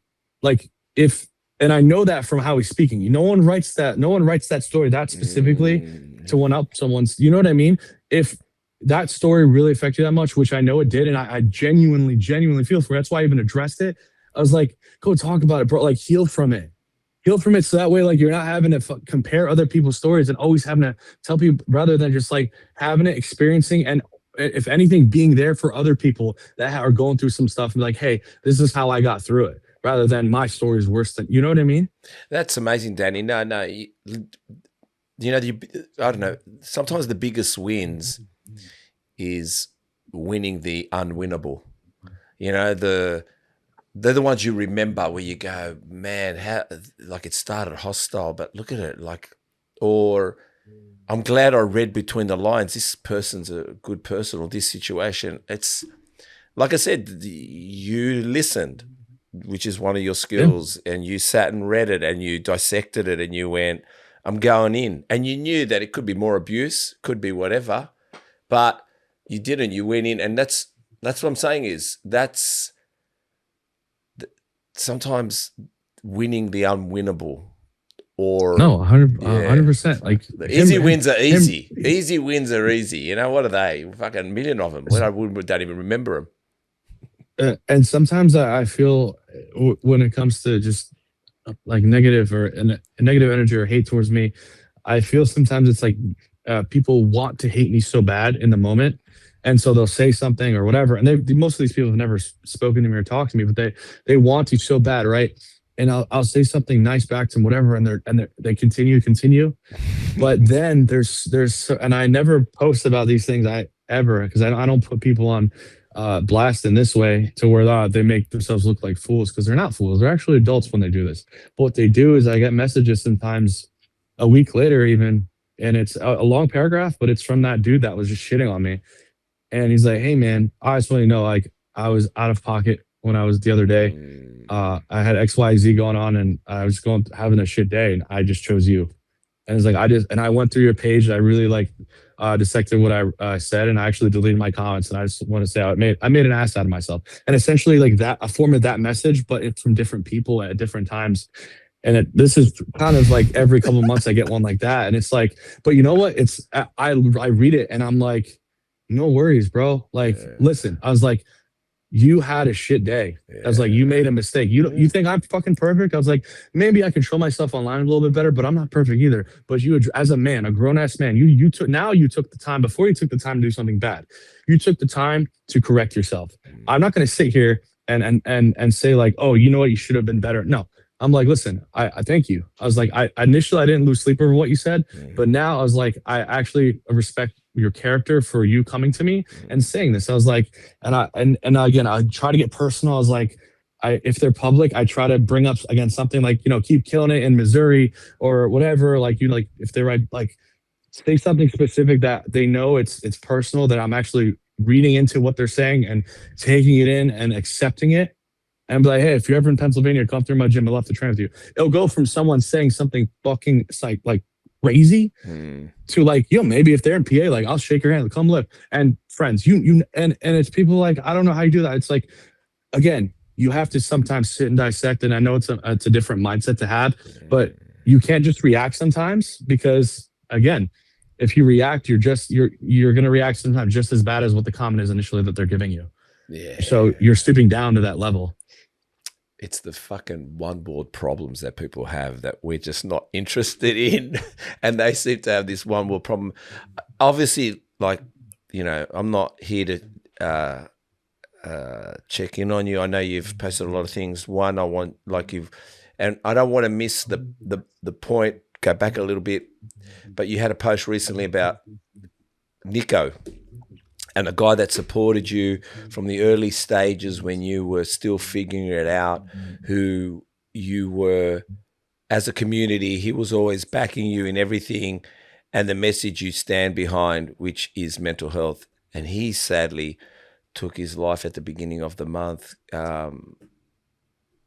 Again, how you dealing with this, man, and why? Why? Is it like why? Like it's just a shame, because I could see, even when I look at the video, Nico, like, these are strong guys, man. We're strong guys. Why? Like, it's just sad, Yeah. But how are you going? How are you going? Yeah. I'd say more so just because the things specifically the things we talked to, because he's one of those people that would every month come in once or twice to my gym, because he wasn't like necessarily like right down the street. But anytime he would, with the things that we talk about, because I knew he struggled with depression. It was like, oh, how are you doing? We get into talking about how are you doing, and what always the conversation resorted to was why I have a lot of the stuffed animals behind me and stuff, and all the kitty shit in here. Besides me being a child, but his daughter, it's what grounded him.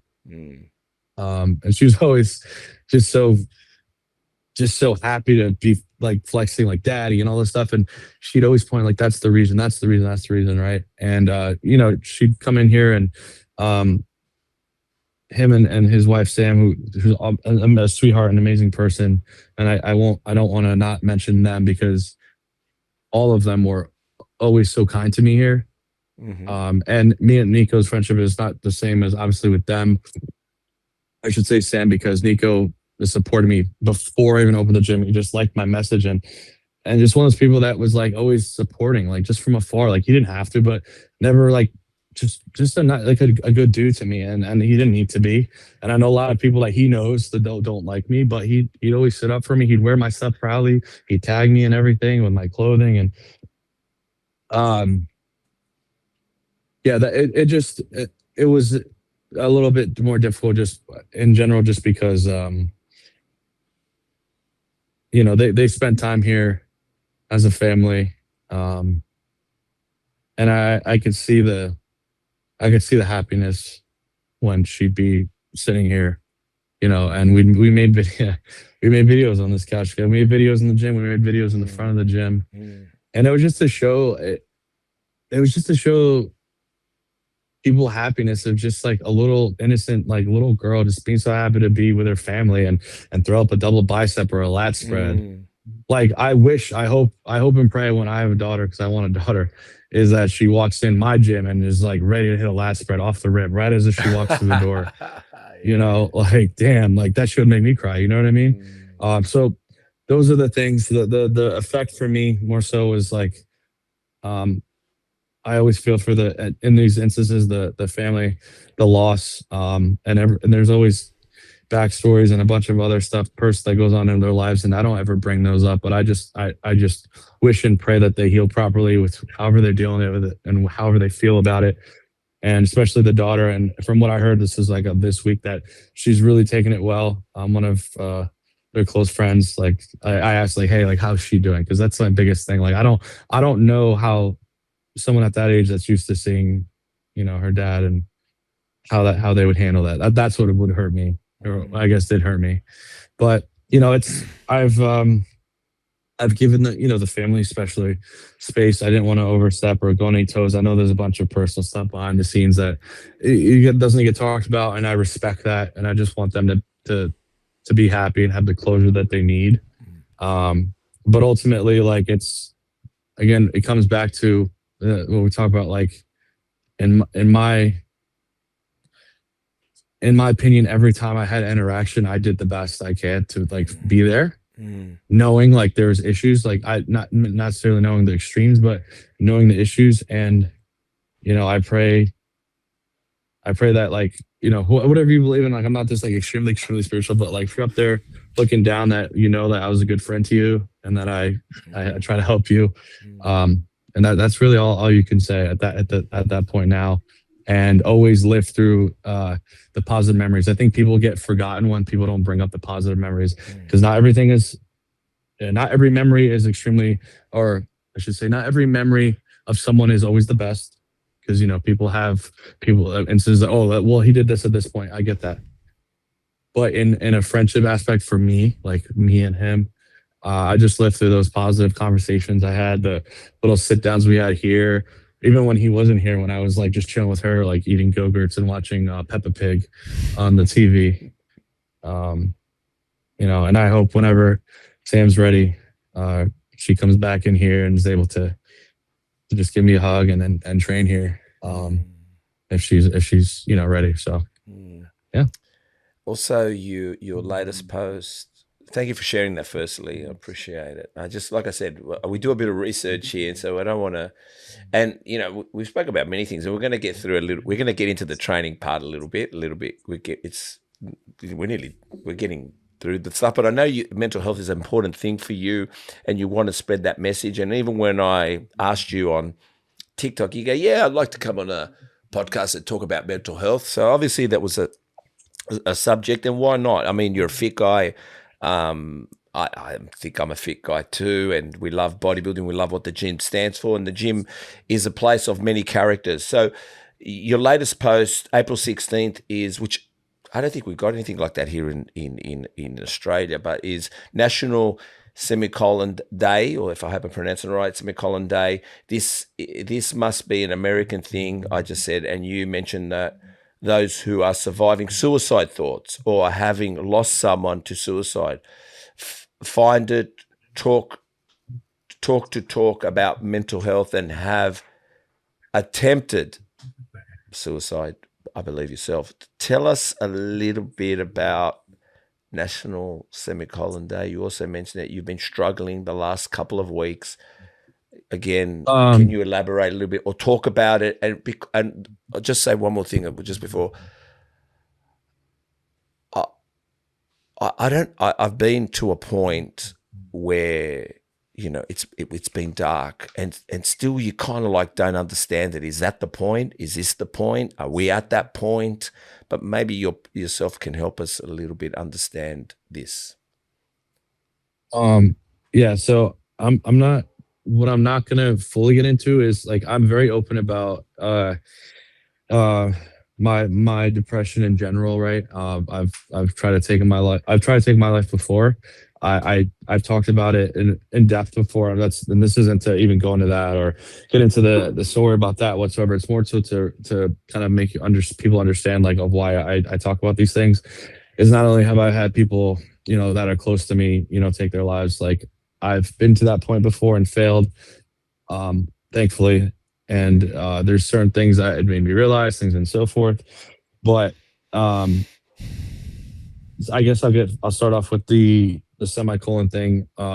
There's a bunch of things in my, let's just say my Google Calendar that I look out for, like certain things like Mental Health Awareness Month, Men's Mental Health Awareness, anything that's mental health related that I can like possibly like bring awareness to, like I will. Like if it's freaking I don't know, like African American Mental Health Day, or freaking Hungarian men's mental health. Like, if you give me opportunities, I'll talk about it. I don't care if it's necessarily even my mojo or not. Like, I'll find a way to talk about something that I can relate to in it, because ultimately, again, I'm not a professional. All I'm doing is bringing awareness to what it's about, and if it could mean and help someone, I'm all about it. So the whole semicolon thing, the semicolon, like, people understand like the basis behind that. As far as like, it's like kind of, your story is not ended. It's just like, there's more to write. So the semicolon just is kind of the expression of that itself. I got, it's on my wrist. You can't really see it, but it says I got your six, or IGY6, and a semicolon behind it. And that's a military term. And that's where I got your back, your 6 o'clock, with the semicolon. And I think that the semicolon itself, a lot of people don't understand. Like, there's people that had no idea what that even stood for before, and there's a lot of people that knew exactly what it stood for. So some of the comments, or people that messaged me, I explained to them, or I would just send like, hey, like, here's the Google explanation. This is how I feel about it. But the most easy and common way is like, your story isn't over, and I'm here to remind you why it isn't. Even when you may think that it is, or you have feelings that it may be close to over, or you feel like you're on that last chapter, because I've been there where I felt like it's that last chapter and I closed my eyes, and like, guess what? Like, that there was a whole bunch of other J.K. Rowling series of Danny's life coming out. There was another Harry Potter book coming out. There's more to me. And I think people, like, the people that feel at that point or close to it, there's no really necessary, I wouldn't say there's like a point, or like where it's like, yep, this is where I think I'm going to take my life. It could, for every person, it's obviously different, but like, it's in a realm of, if you're already thinking about it, that's a sign, right? Like, you're thinking about it. You're thinking about how to do it. You're talking about it. You're looking it up. Like, that's I would say is a point, right? But again, to each person, to each their own, is different. For me, again, it was a long time thinking. Many times I was too scared. I was too scared, and then one day I just found a way to face my fears, and thank God, like, it didn't work. But I'm very thankful, because I haven't got back to that point since. I've gotten sad. I've gotten very depressed since then, in certain circumstances. Sure, I think like everyone in life does, but I found a way to navigate myself better. And that's part of, as a man, growing and seeking help and getting therapy to heal some of those things, because a lot of those things are just unresolved pain that you are choosing to, instead of figuring out, just saying, you know what, I can't. And there's people like myself and many other people, professionals, that are here to tell you, like, no, you can, brother. Like, and it doesn't necessarily have to be someone close to you, what there is. So when I made that post, like, it was just kind of a general blanket to like people that have think about it, lost someone to it, attempted themselves, because there's different avenues. Because there's people that have never been depressed ever, but their brother took their life, right? And they're like, they don't know how to go through it. Like, they don't understand it. Like, why? How could he? Right? Yeah. And it's for someone to explain to them why. It's not the easiest thing, but what you can do is like, hey, listen, like, just, I'm here. I'll listen to you. Like we talked about earlier, it's the biggest thing out of this whole conversation, listening, right? But just being there for them and being like, hey, like, and maybe like talking about something that you can relate to. Like, hey, like, that's awful. I'm really sorry to hear that. And be there, like, empathetically for them. Be a listening ear, a crying shoulder for those times. Like, and there's a lot of people that don't publicly like to get help, but online they'll and completely trust the stranger. And it's weird, because to some people it's that way, and some people it's not. But like, they will literally trust, like, someone will trauma dump everything on you, complete stranger. Like, I'm too scared to do this, but here, this is what's going on. And it's like, all right.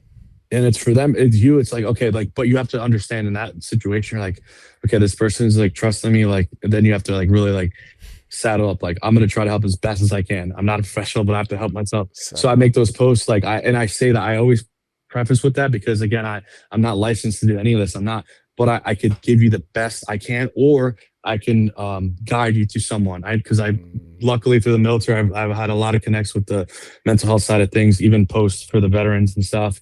And then myself having nonprofit organizations that help veterans, like I can guide you to them. I know people personally that work for them. So when I make these posts, it's more so like, you know what, like you're not alone, man. Like, and it's different categories. You've tried to take your life. You know someone that's taking their life. You're depressed. You're sad. You're struggling. It's not just one. It's all those. Like all those things. They're all different types of hurt. They're all different types of pain. And you know what? I'm not going to say one's worse than the other, but it's all pain, and it could all affect you differently.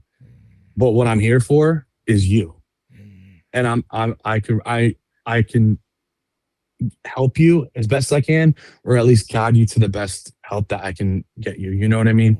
And also the biggest of all, and that I overall of like in that post is for you not to feel ashamed about it, is to not feel embarrassed about it, especially men. And it's not to be sexist, but men have the hardest time admitting there's a problem, admitting that they're have anxiety or all this stuff because it's, oh, how we're raised. I'm like, I get it, bro.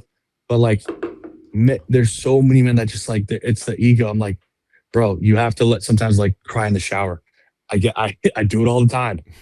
Like, sometimes like it just, the world plummets and I'm like, man, and I let it out. But I'm like, it's not necessarily just specifically crying in the shower, but it's like you have to let out these emotions that you're letting build up. You're bottling and bottling. And guess what? Guess what happens when you bottle? Either you do something that's like that can negatively affect you. Like it could be taking your life, but it could be anything. It could be something you do at work that you explode on. It could be taking it out on someone personal, relationship, taking it out on others. Because internally, what's happening is all this stuff. You're not thinking clearly because this is affecting everything. So that your wife, your husband, your friend, people wonder why. I'm like, he just hurt, man. He needs some help. Yeah, we had this girl on Hope again, and behavioral psychologist or behavioral counselor, whatever she was. And I was just listening to her because she's helping bodybuilders out, and she's from Australia here, and she, the depression in this sport, and she just said, with guys, she goes, they will test you, and it just made so much sense where they'll, especially when you're talking to a girl, girls want you to open up to them, and you go to a girl, I want to talk to her, but I'll just test it. And you just might say something about something maybe being broke.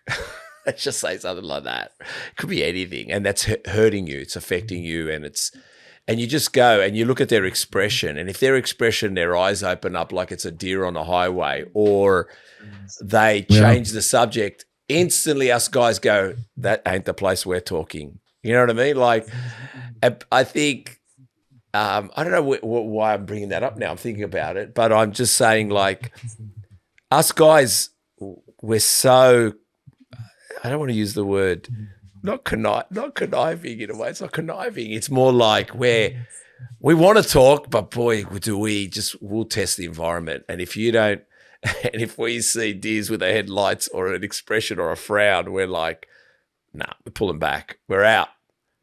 And that's what, and I think people need to know that, like, for a guy to open up, he knows when he's fucked up, when he's opened up with the wrong person, maybe, especially if, I'm just letting you know, because females want to fix us, but especially with females, mate, you got to be careful because we don't like it. We don't want to talk. We don't want to open up.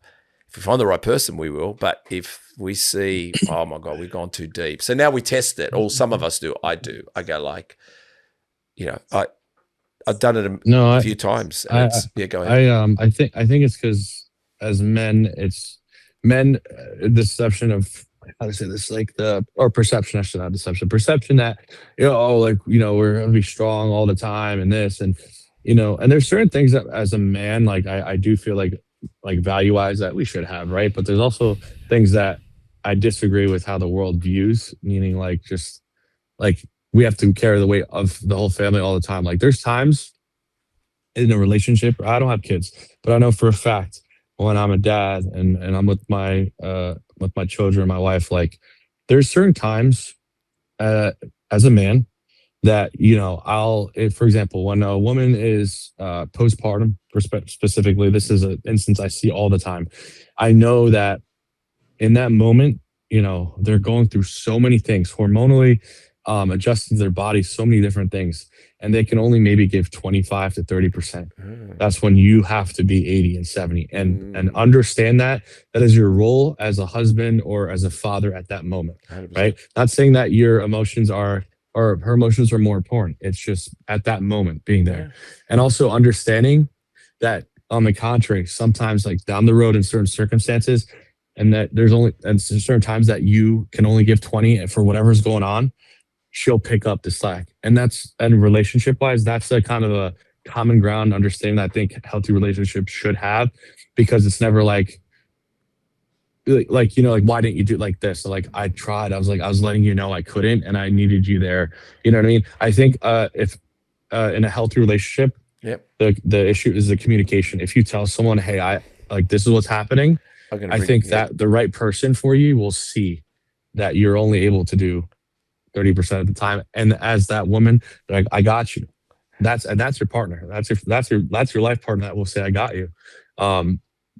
And a lot of men too, they're not used to like someone maybe caring for them. For me, I say me, I've had friends too where it stems from an issue in the childhood where their mother didn't love them as much, whatever, right? Yeah. So they're not used to certain nurturing characteristics. Yeah. So they're almost like hesitant and they back off. Yeah. And the right woman's there and they're trying. But once they keep trying, and the right person will continue and understand that, hey, you're just being hard headed and you've been through some trauma. But once you like let that person in a little bit and they start helping you, you'll see that, hey, like they're literally just trying to help you. And I'm not saying every person's like that, because I'm not saying all women are the helping guide, because there's ones that can manipulate you just like men. Men are just as manipulative as women. Yeah.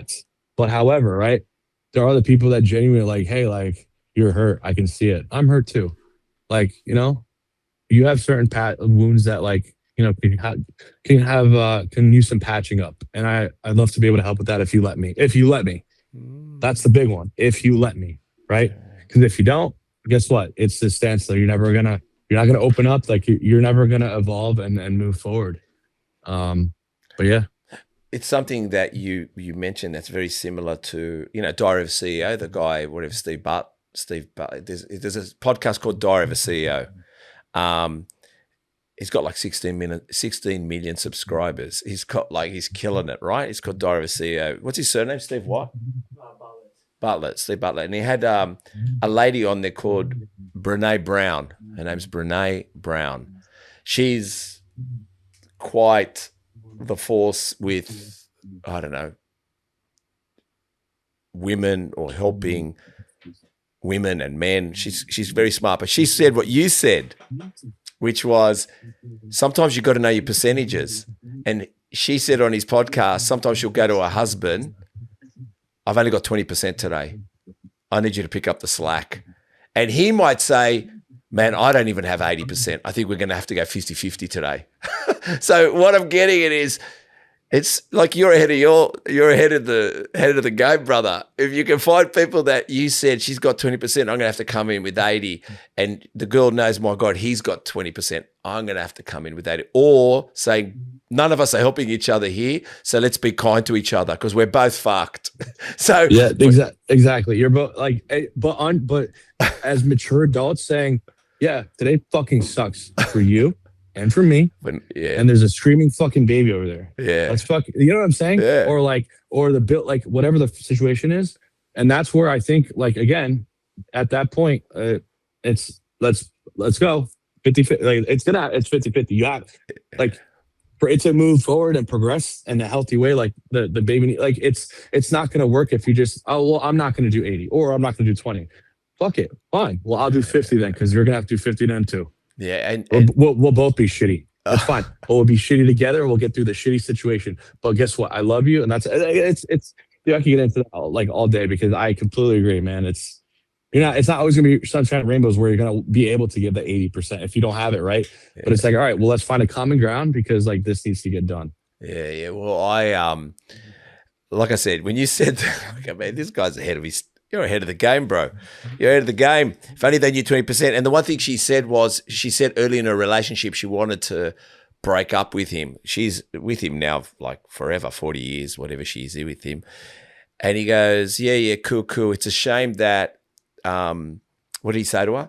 He said something like, it's a shame that I like you more than you like yourself. Like he's saying, it's a shame that I think of you and like you more than you actually like your own self. And she looked at herself like thinking, oh, fuck, like, so. That's such a deep statement. Yeah. But also in a way very relatable to where, and it's not just me, I think a lot of people, because they're so, what's the word? Hold on. We're so hard on ourselves all the time, and we're always like making sure that we're the absolute best we possibly can be and hold ourselves to the highest standard. And for me, like I'm the hardest I'm literally the hardest on myself all the time. I could do the best. I could win the best award. I could have the nicest gym. I could be this and success and this and this. I'll find a way where I could have done something better. And sometimes your significant other or spouse will have to pull you aside and be like, shut the fuck up. Yeah. Look at the greatness you have just done. Yeah. And it's like, I wish, and then in that moment, because they see all the greatness, right? And then, like you said, it's like, I wish you could see what you just did today, the way I'm seeing it. Yeah. Because it's like, you did X, Y, Z. But in my mind, I'm like, but I didn't do this. I didn't. And that's, again, it's mindset shift. It's like, again,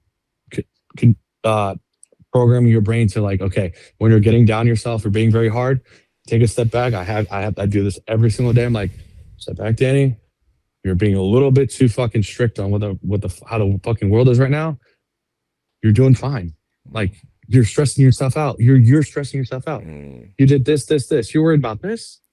I'm like, okay, yeah, that could be done better, whatever. But it's like, but look at all this. Yeah. And that's why sometimes you have to like ground yourself, like give yourself some grace. I make videos all the time. Pat yourself on the back. It ain't corny. I was like, you don't have to do it in front of people. It could be you sitting there in a room by yourself on the couch, like, you know what? Out of all that shit, I was able to do this. I was able to help this person. I was able to pay this bill. I was like, that feels damn good. Like, good job, Danny. All right, now get back to work. And then you get back to fucking work. When did firstly, obviously, you've got a great physique. I can see that. When did you start training? And you did mention on your TikTok live, someone said, was there anyone that may have influenced you, or when did you start training? And apparently you mentioned Callum Von Monga was a strong influence. Aussie guy. Yeah, and it's funny because you got like you guys, and I don't know, like the bull terrier. He had a bull terrier once upon a time. I remember. It's okay. Someone just hit a PR. Sorry, someone in my powerlifting room just hit a PR. They scream. That's super dope. You hear it. They're just like, fuck yeah. You hear the belt slapping. Anyways, that's like shit that makes me happy. Anyways, I started when I was 18 years old. I joined the Air Force. Well, I joined at 17. I was 18 when I first got to my first duty station. And essentially the whole bodybuilding thing, it was never bodybuilding, because I thought bodybuilding was, put this in not cancel culture. It was lame. Like, I want to be on a thong on stage, oiled up, and flex for other men. Yeah, mostly that give you the thumbs up. Not because it's not for females. Females don't give a shit about. No, fuck that. Like that. That was like, again, I think how I looked and viewed bodybuilding. Yeah, and so when I first got to the military, I was used to playing lacrosse every day and playing a sport, going to practice, playing games, championships, whatever. Cool. Lacrosse. Can you just tell me lacrosse? What's lacrosse? I don't think we got it here. Lacrosse? Oh, it's yeah. You guys will probably have no idea what that is over there. It's a combination of a lot of sports, but it's a stick with a net and a ball and with a helmet, and you shoot into a goal. Yep. I loved it. Yeah. Very popular on the East Coast, West Coast of the United States, obviously not in other countries. but something that, I excelled at, something I loved. Yep. But again, when I joined and I got to my first duty station, which was 2014 in February, I learned that as an adult, you do your job, from X time to X time, and then it's your free time. Meaning, like, you get off work and you go back to, for me, is the dorm room, and it's like that is your time. But I wasn't in high school anymore, so I was like, "What the fuck do I do?" Like, you know what I mean? Like, what do I do? Yeah. Like, I'm not going to practice anymore. I'm in the military. I have a job, but it's like it's afternoon time. It's like 5 p.m. From 5 p.m. to like when I go to sleep, I'm not just gonna go to eat and just sit here. Yeah. So I started going to the gym to stay active, just to do something. I was like, you know what? Let me just exercise, work out, curls for girls, get my arms big. And now it's ironic because my arms are genetically one of the strongest features of my body, go figure. But, and it was just just going to the gym. And through that, I met so many like interesting and like unique and cool people that were just they're there every day. It was like weird. It's like hanging out but lifting at the same time. You go there, oh, what's up? You see the same people because they're there at the same time as you. What's up, dude? Oh, and you get to know them every week. You have a little bit more. Like, it's up for first time. It's like a head nod. That's like, what's up, bro? And that third time, it's like, yo, what's your name? You know what I mean? Like, you get to, and then it's eventually it's like you know them like very well inside and out. And that's how I got with a lot of those guys. And over time, I was going every day. Like, I was just going every day to just keep myself doing something physical. Like, there was no lacrosse leagues, there was no like sports like that. It was just to keep myself active. And I guess like I got so into it that I was like, huh, like, whoa, like, bro, what is this? What is it? Like, I was like, wow, this is like I saw a little bit of muscle happening, right? And this is even it's on the natural side. And I was like, all right, cool. Like, cool. And I deployed. Same thing there. When I'd be deployed to the Middle East, you fly all the time. Your downtime, what do? You lift. So I just kept doing it, and I just became that gym bro. Where it's like, again, it still wasn't bodybuilding, and then like give it like a year or so. Like I started building a frame. Like, I just was building onto my frame, and like even again from when I was younger, like naturally built when I was like in high school throughout. I just had genetic. I had abs when I was like in middle school, right? There's like the genetics were there for me to succeed in the sport of bodybuilding. But I didn't know that because I wasn't aiming to bodybuild. It just kind of happened. I started growing and I was like, oh, this is cool. This is cool. And then I remember specifically, I was like, oh, I'm feeling like I'm getting bigger. And this is when I didn't really have like a good training method in place. I was just training whatever I thought was like the right thing to do with the gym bro training. And a pro female bodybuilder was like, keep training like that, you're going to be a steak on chopsticks. And I'm like thinking about that. I'm like, what the hell does a steak on chopsticks mean?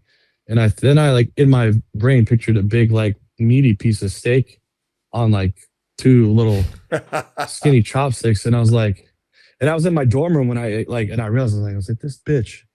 I was like, oh hell. And I took it personal. I was like, okay, all right. So then I like had to figure out how to train legs because I'm not gonna have some woman that take away my masculinity by making that comment because that shit stuck with me for a long time. It's every bodybuilder. What are you talking about? And I remember like it was because our deployments were very short, but they're back to back. And I deployed a couple times, and I was doing like 3 leg days a week, sometimes even more, just because like I was like, oh, it's Amy. And then the same thing happened as like my body just started growing. I was like, oh yeah, baby. Like, and so, yeah. And then eventually so I was like, you know what? I'll give it a go. The competing thing. And did it again, still didn't like really fit. Like, I didn't like it. Like, I don't like, I'm on stage, like awkwardly. So you've competed. Yeah. Oh yeah. I've competed before. This was before classic wasn't even a thing. There's a regular bodybuilding. I did a classic show overseas. I did a classic show in the States. I never won any single show. I never been placed. I did place before. I wouldn't say in a good show. I've never even placed top 3. And this was like the last time I did was in 2018. So a while back. But my point being was the stage and all that still was never really like something I like look forward to. Yeah. Now, fast forward last year, actually, I was in a prep where I was like gung ho, like I'm gonna do everything. I'll get my pro card. Like my physique now over time I built. I know the caliber it's at, and what I know I'm competitive, but it wasn't like necessarily something even still like I'm like I have to go pro. I have to go on stage, like because I started for the reason of going to the gym. I found love in it, and I still do. I still the same exact. I go in the gym. I feel really good, and I'm happy, and I'm good at it. Mm. And it's not for another, it's not a reason of competing. I'm not Danny Swole so I can be an influencer bodybuilder. I'm just Danny Swole because I love the gym and I'm big from it. I choose to be this size and I'm okay and happy with what it looks like and what the outcome is. A lot of people misconstrue or confuse, I should say, bodybuilding because like, oh, you're not a bodybuilder. I'm like, no, I'm not a competitive bodybuilder that's actively competing. I was like, but if you say I'm not a bodybuilder, I don't know what kind of shit you're on, brother. You know what I mean? And it's not like an ego trip. I'm just like, bro, I don't know what else. What am I then? Like, you know what I'm saying? Yeah. Because I train, I do a bodybuilding split. I train to build my body, carve and craft it. And you asked me earlier the start of what made me, and I watch this video every single day, bro. Every day before the gym. It's called Mad Desire on YouTube.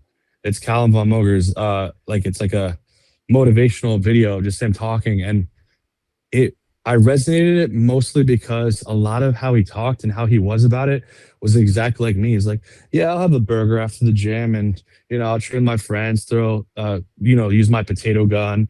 And dude, I'm like, dude, like, that's like, he's just a bro. Like, and he has this like amazing, and then like his physique, I was like, wow. Like, I was so like amazed and like genuinely like, that is like, that's amazing. Like, that's goals, like screensaver, everything. And over the years, always just kept wanting. And you know what? Listen, when I've talked about this before too, that people are so quick to, well, like, look at all the shit that he's done, the stupid this and that. I'm like, I get it. I get why you may say that. I was like, but resort back to what I'm talking about of why I got into it. In that time frame of his life, he inspired a young Danny to become a bodybuilder, but based on what he was doing then. And even when he was training with like Frank McGrath at Golds and all that time frame at his peak, right? All that stuff made me want to do it, right? To the point where I like got to that level of his physique, and still like his personality, his actual like inner personality. I don't know him on a like level where face to face because I never got the pleasure. But from what I would see, like a lot of it was like me. Like it wasn't so serious ever. Yeah. Like even his videos, like, oh, I guess I'll start prep, right? Like it's the same exact for me. Like during the week, like I don't know how many macros I'm eating. Yeah.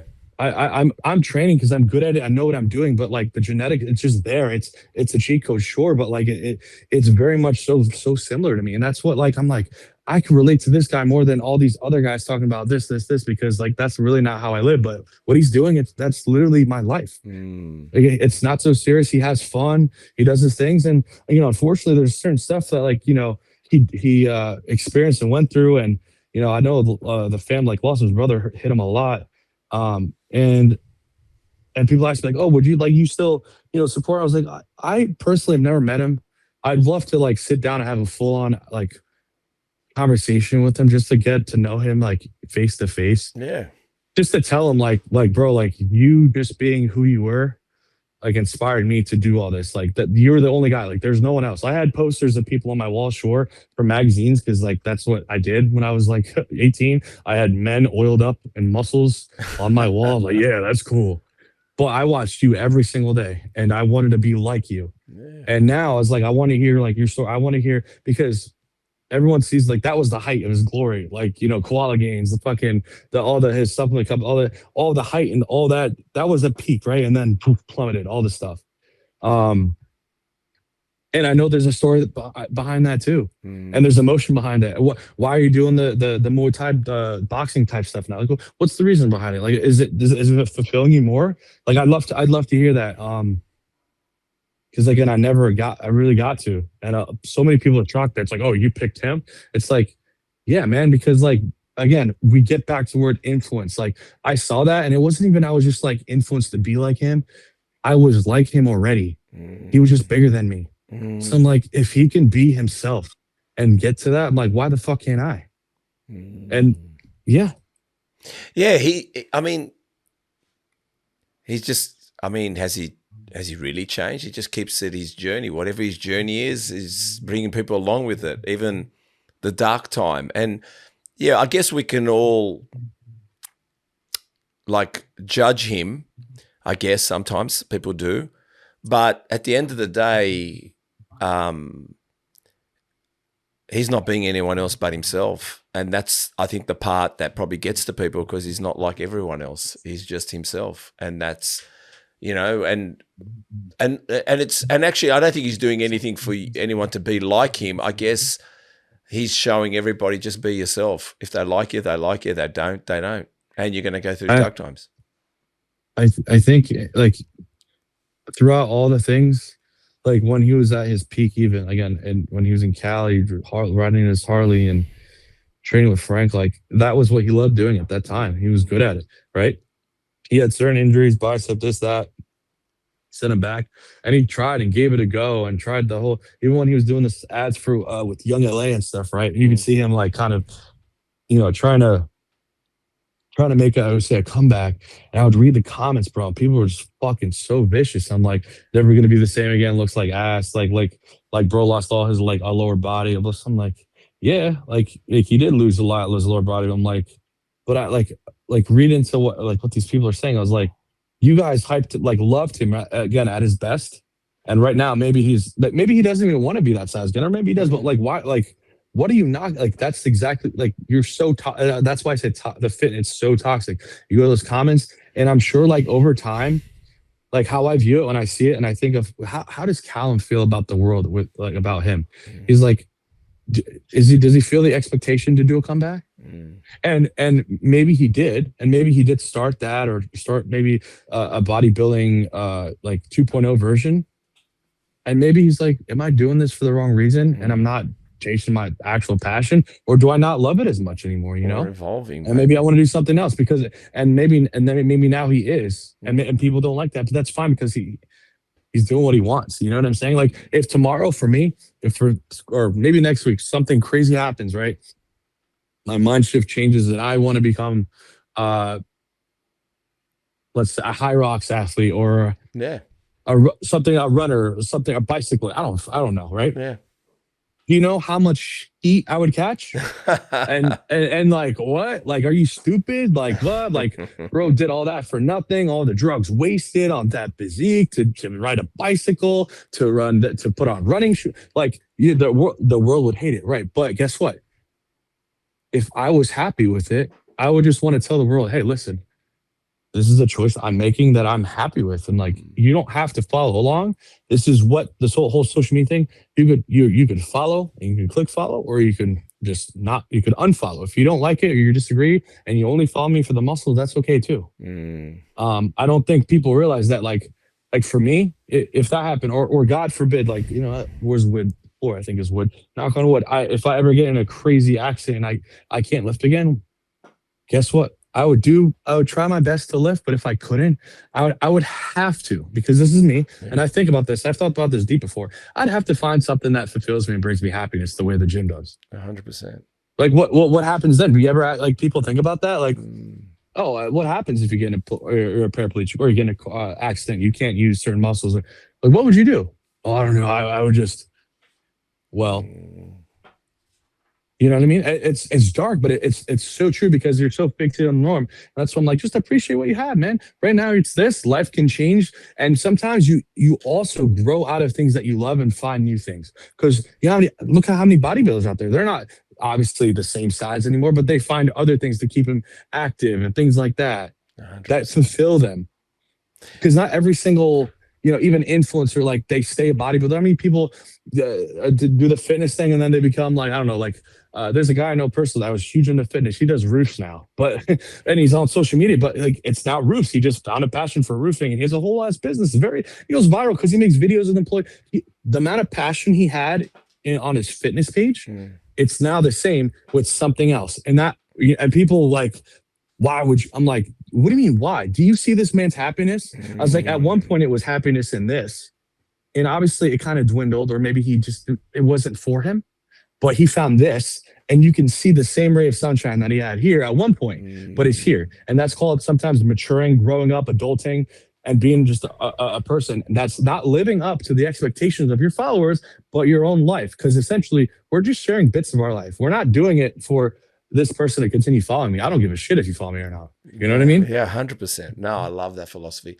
You got a quote here. He who would achieve greatness must devote himself wholly to the pursuit, not casually, not when convenient, but with mind fixed and willing to turn away, or mastery belongs only to those who become in their nature obsessed with the work. This isn't for everyone. The Obsession Clan. Who's the Obsession Clan? The Obsessed Clan. All right. So basically, those are based on tiers. So I'm with a company called Goblin Gear, and they make like wrist wraps, elbow wraps, things like that for to help you with like support for benching, any kind of pressing motion. And each tier that we made was designed for a different level of lifter. Meaning, there is Origin, which is kind of so I should break it down. Actually, no, I'm not going to waste time because I could break down and talk for hours. So I don't shut the fuck up.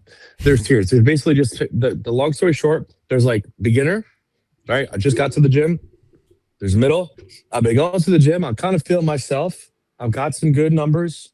I'm not a monster yet. And obsessed is like, I'm becoming mutated, and nothing is undoable for me. So the obsessed kind of was like that tier, that final tier of the lifter and it's based on the strengths of the wraps themselves, because they also make the wrist wraps and all that depending on what kind of lifter that you are. Meaning, like, if you're going for like a 700 bench, you're going to need some crazy heavy wrist wraps and elbow support for that kind of lift, versus someone that just needs a little bit of extra wrist support, something like that. You could just use the regular basic level ones, right? So that's what that actually originates from, I should say. And when we do like the advertisements and things like that, I'm used for a lot of the obsessed stuff. Even though, like, it's weird because I don't feel like I don't see myself as this mutant like final level boss. Which ironically, even though like some of my TikToks like, oh, that's the final like military boss, like it's like that's the final. I don't view myself as that. And then sometimes I think about like where I'm like, well, if you're looking at it from this standpoint of the weight I'm pushing, the physique I've earned and stuff like that, like, sure, I guess you put me that, but I don't, that's not how I rate myself. You know what I mean?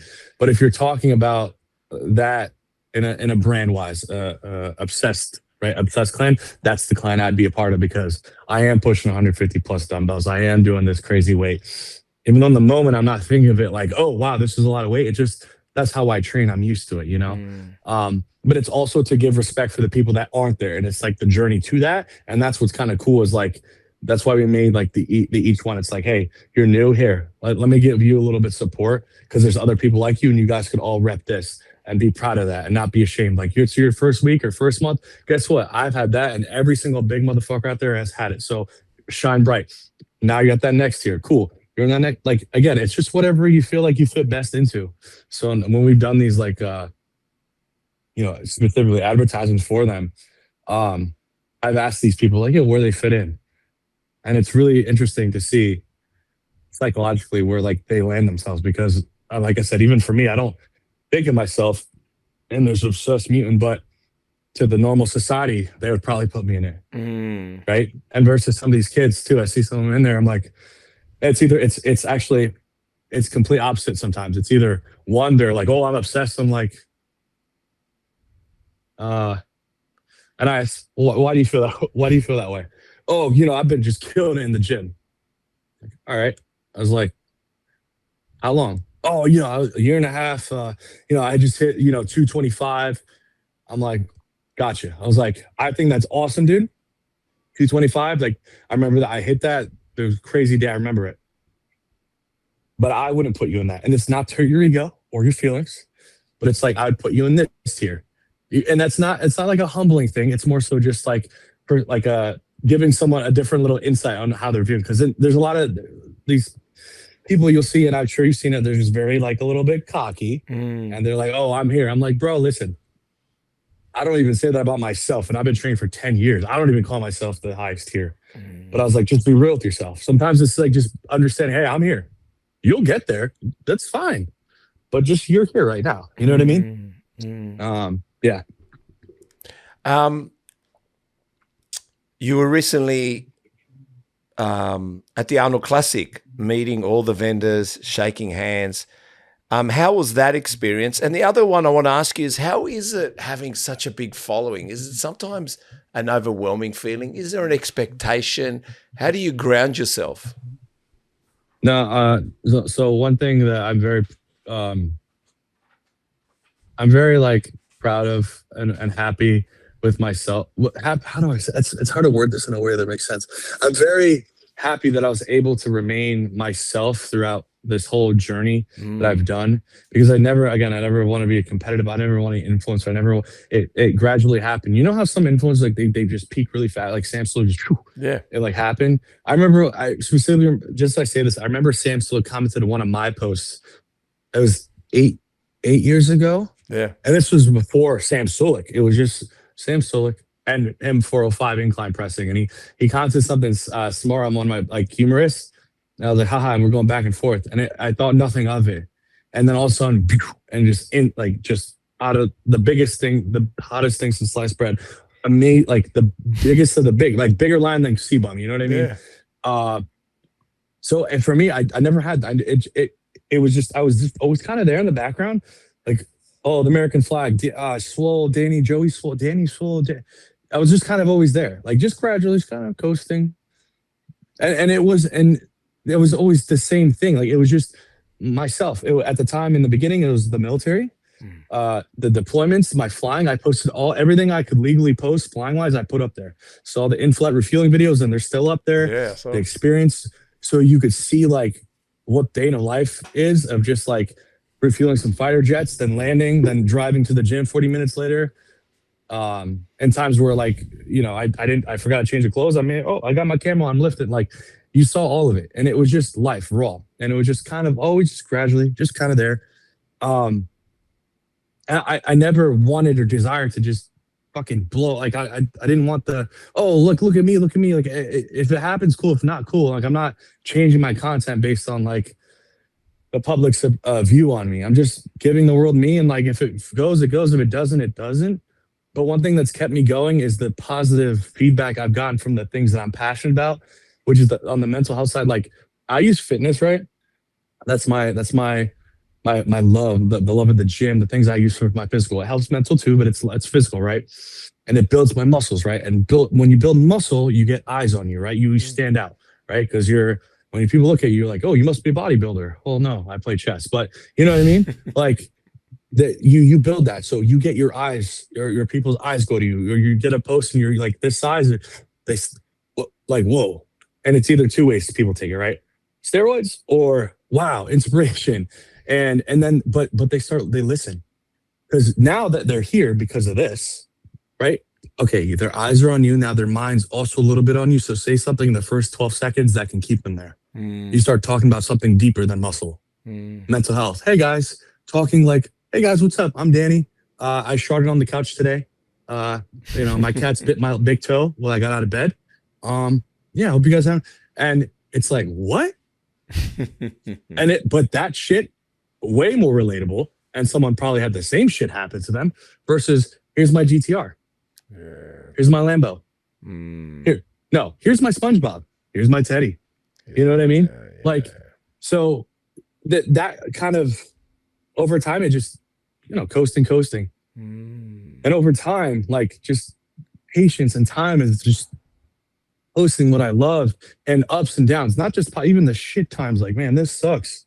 But I know there's better days ahead, and showing people there's better, and just that cool, constantly getting through fucked up shit. It showed people that like, hey man, this dude's a little bit more normal than a lot of these other dudes are. Yeah. Hey, this dude's a lot like me.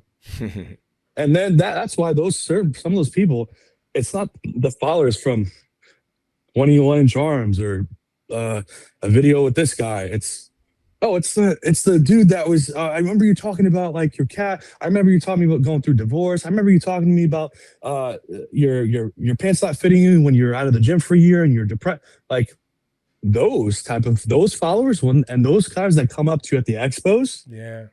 Those are some dope conversations. Like, and I said those conversations. You don't have to like get it. Like you don't have to. Have them like not say made up, like certain people they're nervous to talk, so you kind of indulge them. Hey, let's talk. Sometimes they just come up to you and they start talking to you. Hey, you remember this? And I'm like, holy shit, that was 2015. You've been following me since 2015. You can appreciate and for me, that's fucking that's cool, man. Because again, they're not talking about muscles. They're not talking. It's deeper than that shit, man. And it like you asked me how to like the Arnold Expo. Like I'm so grateful. Like some of the most socially exhausting days of my life because I stay there as long as I can till it closes.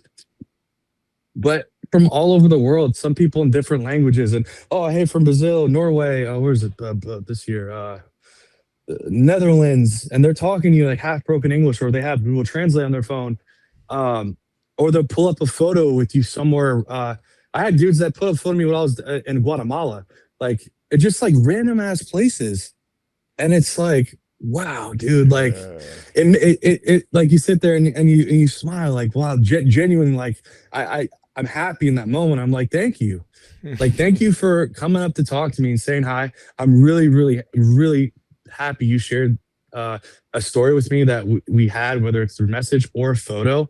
And I remember exactly when that photo was taken. I was like, I'll remember them from another expo. And so it's like, how was the expo? Like meeting all these people, I was like, it's an amazing feeling. It's overstimulating for sure. Luckily, I'm not one that's like really like it doesn't bother me. I go to the bathroom, I sit there for 5 minutes, I drink energy drink. Oh, let's go. I'm good, so I can handle those. But the interaction with people constantly, again, for the deeper purpose than the muscle, like it's rewarding because it's like I know I've made some impact. I was like, I'm not a perfect human being. I fucked up a lot, and people have seen me fuck up a lot, but they've watched it. They've watched it from afar, some of them. They've related to it.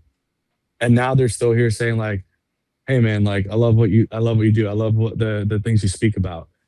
Like I love that you're vulnerable. I love that you don't hide the things that suck in your life. And it's like, thanks, man. Like I genuinely try to. I try to put everything out there as much as I can without, obviously risking my safety, my well-being, but I try to be as real as I can because that attracts real. That attracts genuine followers, whether they have no profile picture or not. And there's some people like, hey, I'm not one of those guys that ever comments on your stuff or will, but I watch your stories every day and it makes a difference. And it's like that. And people ask me the why continue like that, or through 1,000 comments of getting shit on and negative, the one that's like, hey man, thank you. That's the why. That's why I do it. Why I continue to do it. Why I choose to do it. Because if it wasn't for that, if I didn't have that little bit of, I'm doing God's work in a way, like of a help in some type of way, I'm utilizing fitness for that. Like if I could love the gym and I could get a little bit of eyes on me and talk about something I love and someone can relate to it and feel helped, fuck, why not? Yeah. Like, and I'm not kidding. Like, I'm not even monetizing. People think, oh, I'm for me. I'm not monetizing on Instagram, TikTok. I don't make fucking shit on anything. I don't. I don't. I personally don't. I would feel like I'm doing it for the wrong reasons. Wow. The same way with sponsors. Like I don't chase that anymore. When I was younger, I feel like I needed to, and I'm like, what? You know what? If I put this right stuff out there, the right people will see it. The right people would want to work with me and partner with me. Yeah, of course. Yeah. I've also noticed that you've got a soft spot for kids though, because even at the expo, and yeah, how was the Arnold Classic? And was it all that have you been there before? Or is it something? This one seemed like it was crazy, but also just the kids, the members. You get down low, they're at your gym. You could see you're there with them. You connect. The same way my Nico's daughter was excited to flex. Yeah. So it's either you get that, or some of my fans, like their daughters are like, oh, see that's Danny Swole. You said, Daddy always shows that day, and they're super stoked and like, oh, that's flat, cool, or they're shy and scared, and that's where this is what I think about. Never when I was a kid, when I was at that age, well, would I have the balls to even go up to someone my size? And I'm not saying I'm like this big dude now, but at that time, looking at someone like me, Yeah, of course. you couldn't pay me. I'd shit my pants to go up to someone and Yeah. flex next to them. Yeah. So I think to myself, I'm like, in this moment, this kid is shitting their pants. You could see it. Yeah. They don't want to do it. How could I make this kid have a little bit of a moment that's memorable? I'm like, but they make him laugh, like, whoa, like, look at your arms. And, you touch them, like, whoa, biceps, like, wow, those are big, and you do, and then they warm up a little, and then all of a sudden, boom, it's up. And not only that, like the experience for that, and you see the parent afterwards also. It's like, hey man, like, thanks for doing that. Yeah. Again, you can't, it's hard to explain a moment like that. You feel happy. You feel happy as someone that wants to have a child one day and like have their daughter do the same that little one's doing there, and all, but also that because like as a, like I never experienced that. Like, you know what I mean? I would have loved to have someone to come up and be like, oh my God, he's giving me confidence. Like, whoa, that's such a nice big dude. Like, he looks like an action figure, and he's goofy. Like, like it, you got to look at it and think of it. How are they going to think about this later on? Every single person, and even if you're tired or having like not the best day and you have these people waiting in those times, because I've had those, I'm like, listen, I can't let that dictate because these people they've been waiting or they're excited. So it's not saying fake to make it, but it's like, you know what? Smile a little bit. I promise your day will get better because you'll make their day, and that make you feel even better, And the Arnold Classic, like overall, like last year, not this year, but last year, I was with Gym Reapers. That was my biggest time ever, which was where I got to understand like that I've genuinely built a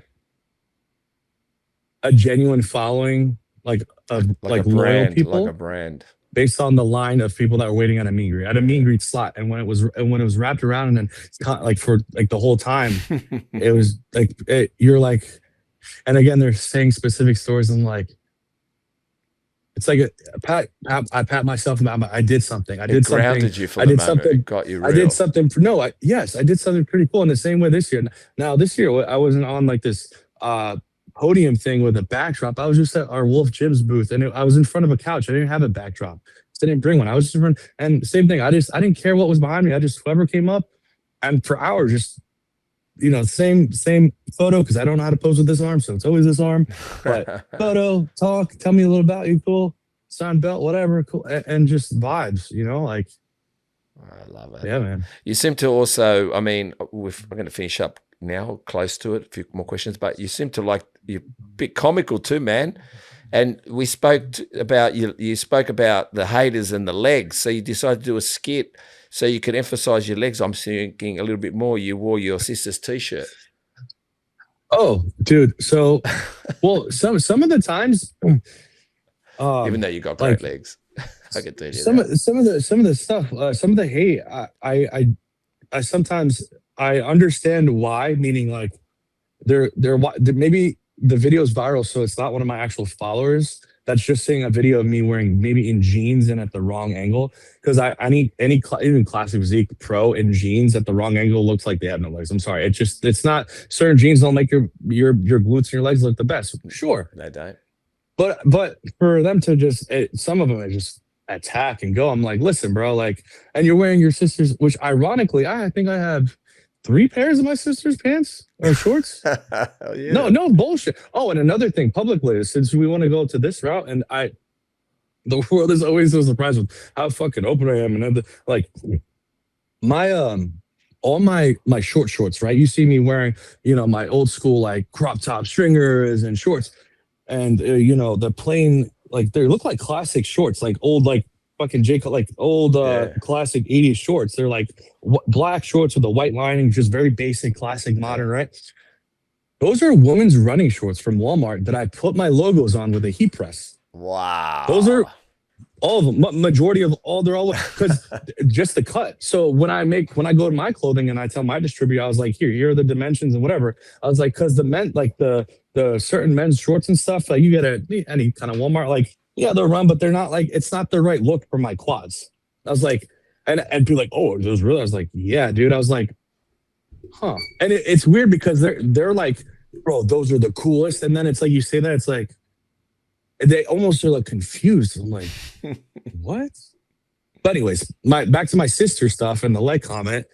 The that day, that specific tank, there was a Savannah Bananas, like a Yeah. baseball team here that does like that was literally her shirt. Like she just was gonna get rid of it. I literally was like, was it too big? She's like, oh, it's just too baggy. I was like, all right, well, it's too baggy. Well, let me see. And I put it on. I was like, oh, this is pushing it for the belly button. But I cut the sleeves off. I was like, I'll make it work. And sure enough, like that, if someone made a comment, I was like, perfect. I have a shirt for my sister. I have shorts to match it.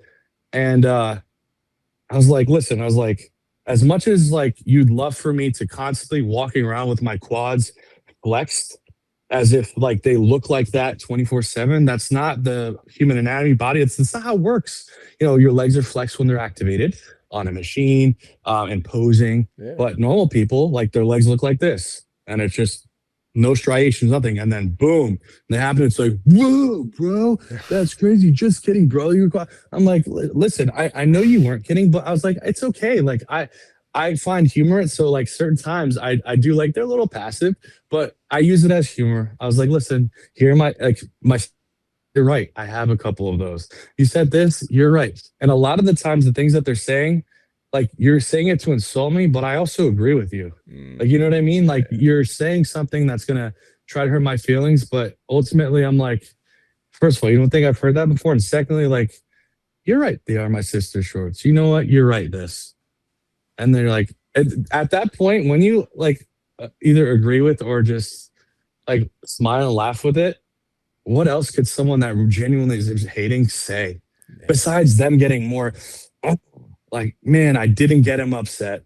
You know what I mean? Like, and there is a certain shorts that they've got to know how to hit the quad, the teardrop. It's kind of got to marry in nicely, and it's got to be a certain height because some of the shorts, yeah, you could have big legs or whatever you wear, but if those shorts aren't right, they've got to be right. There's a certain, even yourself, it's not so much anyone else. When it's that side, the sweep, and then it's got that little teardrop, and you go, all right, we've got the right shorts on.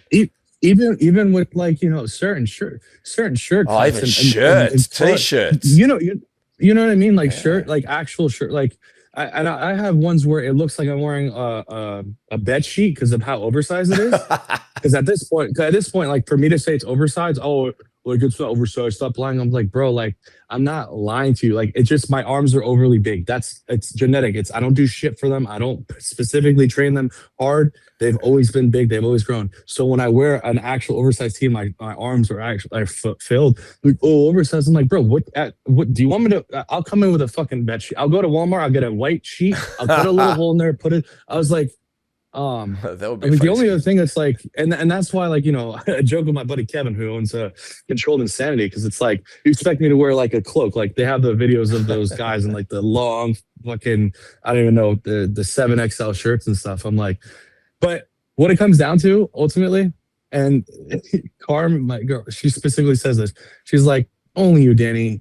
Only you could pull that off. And at the time when she's looking at me, I'm wearing like a Disney's like a vintage Disney shirt, a goofy shirt that's blue, my chunky dunks, which are like rainbow color with moose cow skin, and like some really colorful shorts. I tell myself, or I look at myself, I'm like, you know what?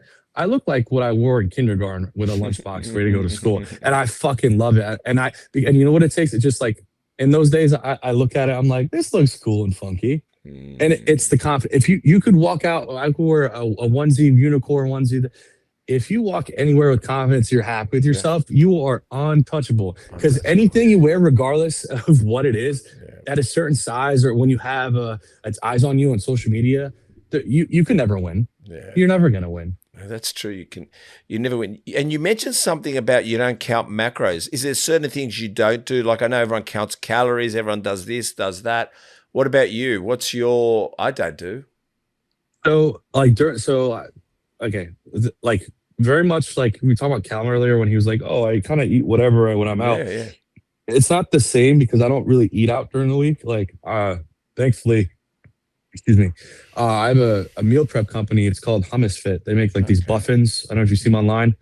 Um, I'm an athlete for them. So that being said, I also have them in my gym. I sell it to my members. The whole Yeah. it's like a meal prep company. You could grab a meal when you leave or a muffin, Nice. and they go super fast. My fridge at home is also filled to the brim with these meal preps because I don't cook. Yeah. I do not cook. The only time I cook ever is when I'm in prep for a show, when I'm actually like dieting down to like a weight. Other than that, like I have a meal prep service, which it's grab and go in the microwave. The macros are on there. So give or take roughly 25 to 3,500 calories during the week. Mm. On the weekends, if I'm out, I'll eat whatever. Like I try to go out just to like, go on like a dinner date. I'll go out to like all you can eat sushi or like a burger place or something. Like so, and there's I don't give a shit. Like I don't look at it like, oh, that looks a little too greasy. No, like give me the fucking burger. Like mozzarella sticks, give me bang bang shrimp. Yeah. Oh, Come you know what I on. mean? Like Yeah. so because I love food, I genuinely love food, but just during the week, like I choose not to go out first. I don't want to spend extra money. And I'm like, I have the meals there. It's like, and they're not it's not chicken and rice, but it's still a meal prep company. You know what I mean? Yeah, a So bit of it's like, variety. it could be way dirtier. Yeah. Yeah. No, I think you're doing great. All right. We're going to go. We'll come to the finish. We're going to do some rapid fire questions. Then we'll go over the body. Okay. Cool. All right. These are just rapid fire questions. Quick little answers if you like. One is, what's one truth about bodybuilding most people wouldn't want to hear? No matter whatever goal you have in the beginning and the mind, or when you start to chase it, as soon as you hit it, it's not going to be what you thought. You're never going to be good. The body dysmorphia thing is a very, very real thing. So whenever you start getting into fitness, like the more you get into it, the harder you get about yourself, which makes you work harder. But that perfect physique doesn't exist. So like, which does push you, but it's not a real thing. Okay. Let me just cough for a sec. But I just wanted to share something quickly. Body dysmorphia and bodybuilding, and it does that to you. Do you know, there was this guy once, he was on stage, nothing like a mentor or anything, he just said once, which I'm hoping it can help some of the people that are listening to this, with body dysmorphia or even the way you look. Do you know why? You know, when you look at the mirror, you have a look at yourself. And you know, when you come back to the mirror, you know, you leave and you go, let me just go back one more time or twice. Do you know why you go back? Tell me. To find flaws. That's the only reason. Oh, you know what? So yeah. I know you're doing rapid fire. I'll add to that. So one of the biggest things therapy has taught me, and it's like it was a whole lesson that I learned through it was when you're looking in a mirror, right? Not even the second time. Usually the first time you look in a mirror, right? Yep. You're not looking in the mirror to just look and see like your overall appearance. You're looking to see what is wrong. You do. Always is like, okay, is my bald spot showing? Oh, my lips still. It's not cool. I got my shirt on properly and my pants are tucked in.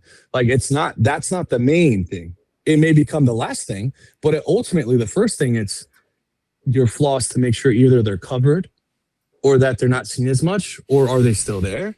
Or do I have any new ones? And I completely agree with you on that. Yeah, so that's why I never go back. If I go, man, these jeans look pretty good, these t-shirts, right? And I'm walking down the hallway, I go, I go, fuck that, I'm leaving. Even my daughter was once on the rearview mirror, in the shade, you know, the mirror. She's looking at herself, puts it back up, puts it back down, puts it back up. One day I just put it back up. I said, you've seen enough flaws. You've seen enough flaws. What was there a moment you almost walked away from all this?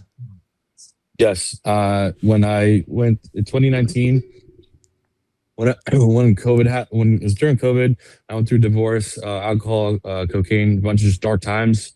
I actually did walk away from all of it. I didn't post for 2019 to 20. During that time frame, or I should say 2018 into 2020ish, I was off social media the full time. I lost all my sponsors, a lot of my following, and yeah, I did. I said, nah, I'm just not doing this because I was just in a spot where I was like, I can't recover from the mindset I'm in. So I'm just gonna say, fuck it. I'm losing my physique anyway. So why continue to post? My whole page is fitness, right? Which I didn't realize it's not. But at that moment I did. I'm like, I'm drinking every day. I'm literally waking up to get up in the morning. I'm taking a triple shot of Jack to go get going. So how can I get back my fitness page? Which down the road I didn't realize it's not a fitness page. It's just my life. Wow, wow. Well, I'm glad. Thank you for sharing that. I was thinking it's a bit similar to Callum, a similar story with Callum. Do you think discipline is built, or are some people just wired for it? What just what for it? Do you think discipline is built, or are some people just built that way?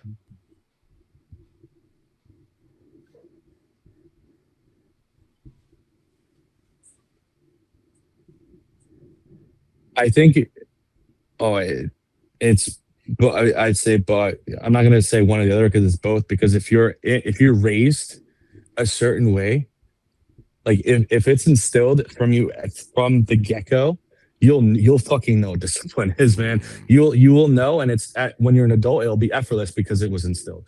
Versus someone in their early life, right, that had none of it, that nothing about discipline. They didn't have that. They didn't have rules, things like that, and something in their life had to like, break them down and show them, and then they have to work for it and then figure out what that actually means to them, and then they actually found it. Then that's one. So I really think it go both. Like there's some people that it's maybe it's adapted to easier and because it's part of their childhood, or some people that just never fucking had it or understand it and have to kind of get broken down and then be like, hey, this is how it works. I love that. Okay, we're going to go over the body. I'm going to give you a body part. All I need is an exercise. You can put sets and reps if you want, but you don't have to. It's just people getting a little bit of a personal training moment with you. The first exercise, what would you do? And if you don't train them, you don't train them. Just say, I don't train them. Traps. Oh, traps. My traps suck. But if I traps always usually most likely be some type of shrug machine or movement. I don't like dumbbell shrugs because there's uneven. And some people that already have unevenness like in their physique, like or strengths, you'll overcompensate. So I like to do like a Smith machine shrug, slow and controlled. I'll do usually in the front and in the back, like versus where your grip is. And motions where I'm squeezing long at the top and eccentric movements. So I'll usually do like 4 to 5 sets, honestly. And I'll do like not even like a 45 pound on each, sometimes even a 25 if I'm doing longer reps, meaning I'm squeezing longer, and just good squeezes at the top, controlling the negatives for shrugs. Okay. We're going to go through the delts. Side delts? Side delts, any lateral raise movement. I specifically will always go with the dumbbell. For warming up, I'd always go with the dumbbell movement. So lateral raises, whether you're seated or standing, making sure that your elbows, your arms are following your elbows. You're not like cheating on them. I know a lot of your traps can get initiated when you're doing them. Try to isolate to the side as well. I have an Arsenal lateral raise machine. Lateral machines are amazing as well. Just making sure that you're actually hitting the side versus engaging traps. That's the hardest thing for a lot of people to do. Same thing with their rear delts is not engaging traps and isolating. So dumbbell lateral raise, machine lateral raise. And rear delts?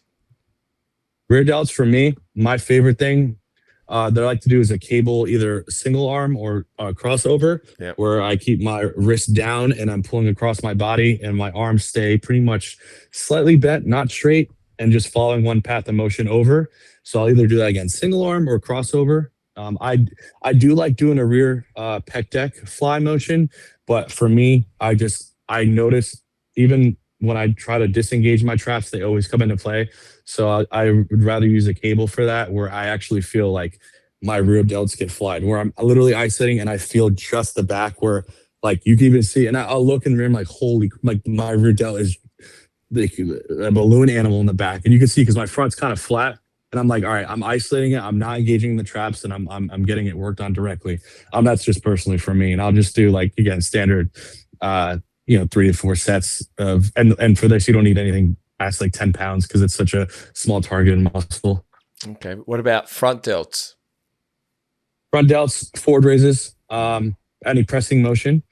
So with any type of pressing motion, you're gonna get some side, but for me here, I have a Body Masters selectorized shoulder press, which I like about. There's a neutral grip and a pronated. Neutral, that really gets that front isolated very well, and it's all that pressure goes to the front of the delt. Versus again going pronated, which you'll get still the front as well, but not as much.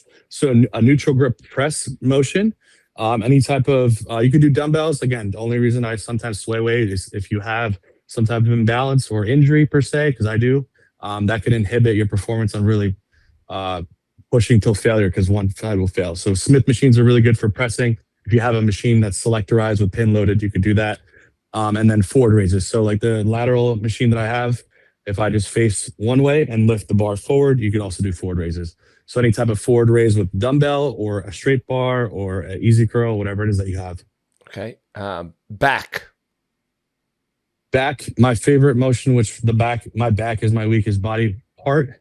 It's not to blame for the injuries, which do have a say in it, but overall back, favorite machine. Oh man,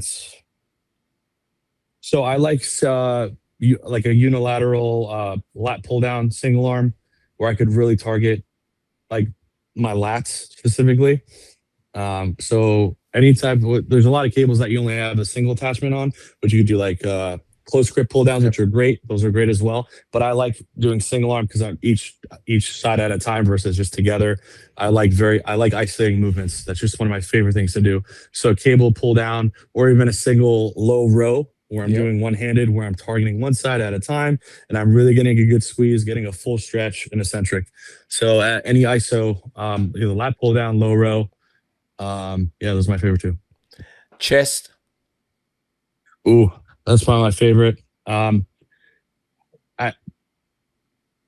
Every single type of incline pressing machine or flat machine that's either plate loaded or selectorized with your elbows tucked the right way where you're actually activating your chest properly, I'm a huge fan of. I typically warm up with dumbbells on an incline. I'm not a fan of flat benching just because with the risk of injury for me, I have really long arms. And a lot of the times I feel like my shoulders overcompensate. So I don't do flat bench. I'm also not a powerlifter, so I don't need to. A lot of the people, the gym bros, they go to the gym and they want to be, I want to do that 500 bench. I'm like, cool. I'm like, just understand that if you're going for a number, that's different from building your physique. Because the first thing people always ask me, how much you bench? I'm like, what if I said 300? Would you look at me different? Because my physique says maybe 500. But if I said this, because I personally never bench 500 pounds. But I also don't flat bench. So it doesn't, like me telling you, oh, I bench 450, that doesn't mean shit to me. But to you, it may. But I will say, machines, I'm a huge fan of incline machines, any type of plate loaded hammer strength machine, selectorized. Very big fan of Smith machine incline press. And I alternate also my grip. So sometimes I'll go as wide as I can. I'll come in and I'll do like giant sets.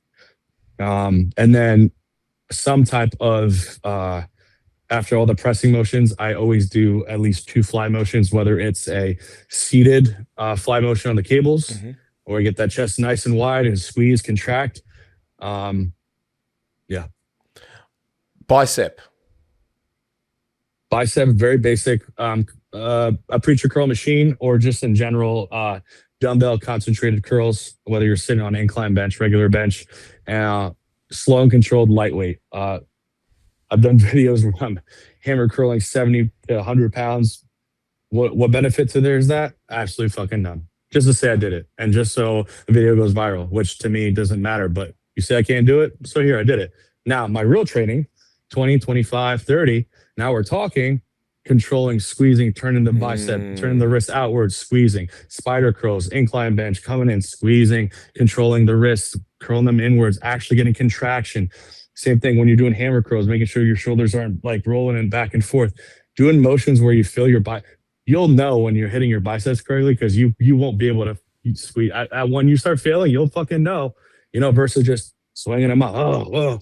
And a lot of people feel different, but you honestly, for me, the bread and butter, 20 to 30 pounds bicep curls with dumbbells on a preacher curl. You can do whatever weight because it's selectorized, but just focus on the grip. If you're working on the outer part of your bicep, making sure your hands are placed properly versus inside and out. I think people sometimes forget there's different parts of the bicep, same with the tricep. Don't ask me what, because I won't tell you. I'm not that smart, but I know there's different parts. Yeah. Tricep.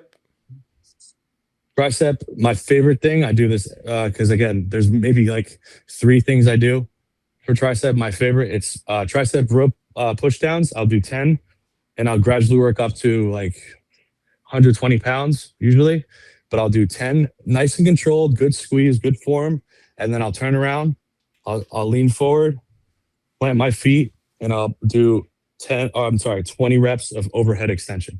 That is literally my bread and butter for triceps. Is 10 reps, 20 reps total, 30 reps total, and the weight gradually goes up every single time, and my shit's fried by the time I'm done. Wow. Forearms? I don't do it. I don't train my forearms. I swear, I honestly, for funsies, I've done the machines to try them. Never have specifically ever isolated trained them ever. Abs?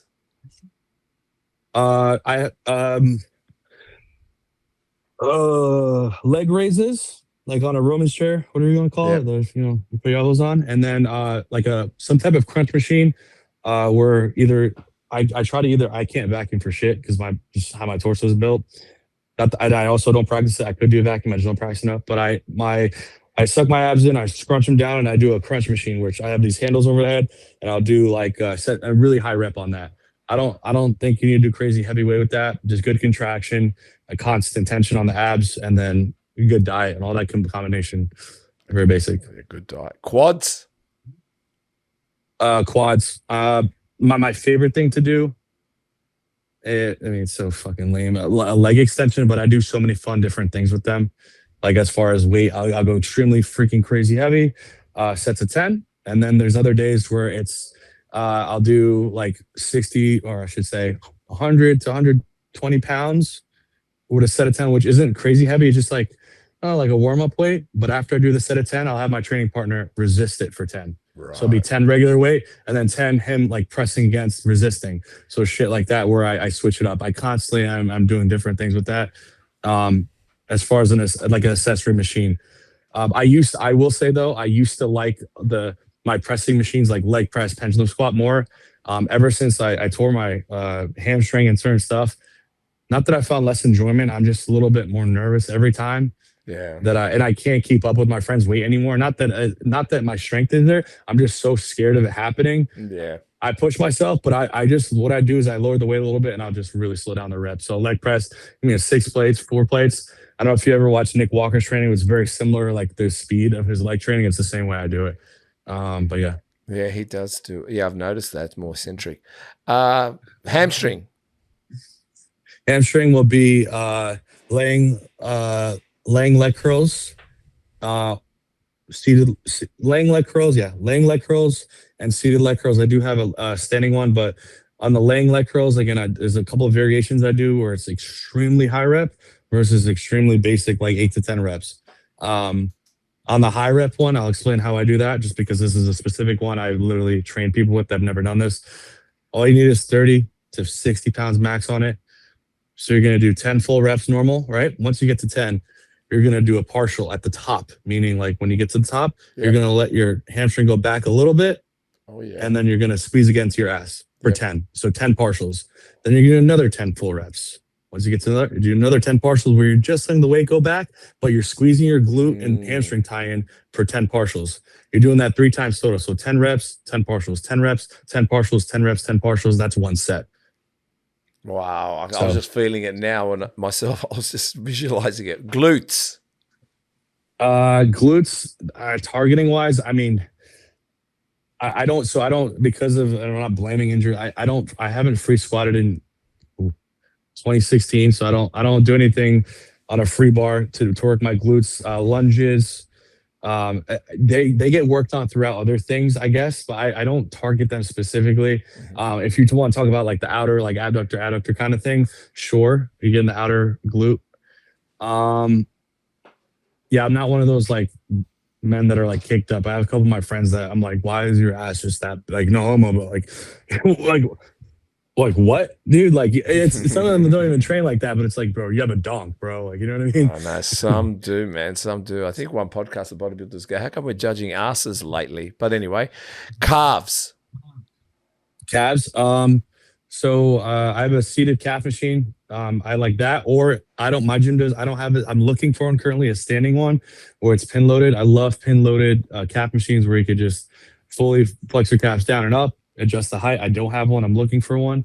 That's like the one I want. And then, but I my favorite one ever is just a seated plate loaded calf, put a 25 on each side, max two 25s on each side, and I do high reps with that where I don't know if I actually Sebum did a video. It's pretty much similar how he does it, full flex, um, foot all the way down, pretty much to get the calf completely flexed, all the way up, squeeze. I do that for every rep. And then what I also do is I'll do sets of 10, and then I'll fully flex my feet down so my calves are fully extended, and I'll do a hold for 10 seconds, and I'll do another 10, hold for 10 seconds, do another 10, hold for 10 seconds, and that's one set. So I'll do like I'll differentiate stuff like that versus like just sets of 10 with more weight. Not that many people train this, but I like to sound a bit technical at the end. The tibialis, which is the front of the calf. Yeah, I nothing, but that's one thing someone asked me like what I did. One of my members asked me for there is a machine for it, like to train it. He actually showed me, and I was like, I've never actually used one or seen one in a gym before.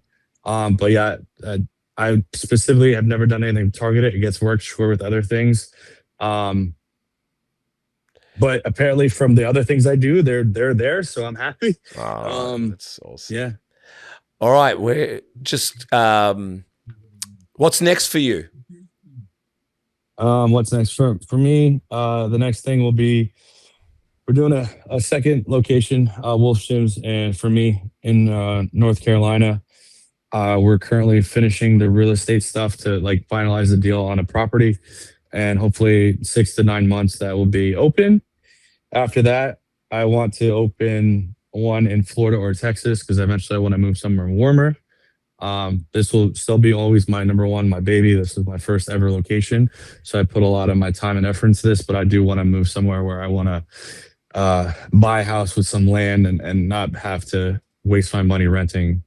I live up the street, thankfully, from the gym, so it's convenient right now. But you know, as anyone that's not a homeowner will understand that renting is a waste of money because you are just giving money that's not going into a property that's actually, you know, you're not building equity.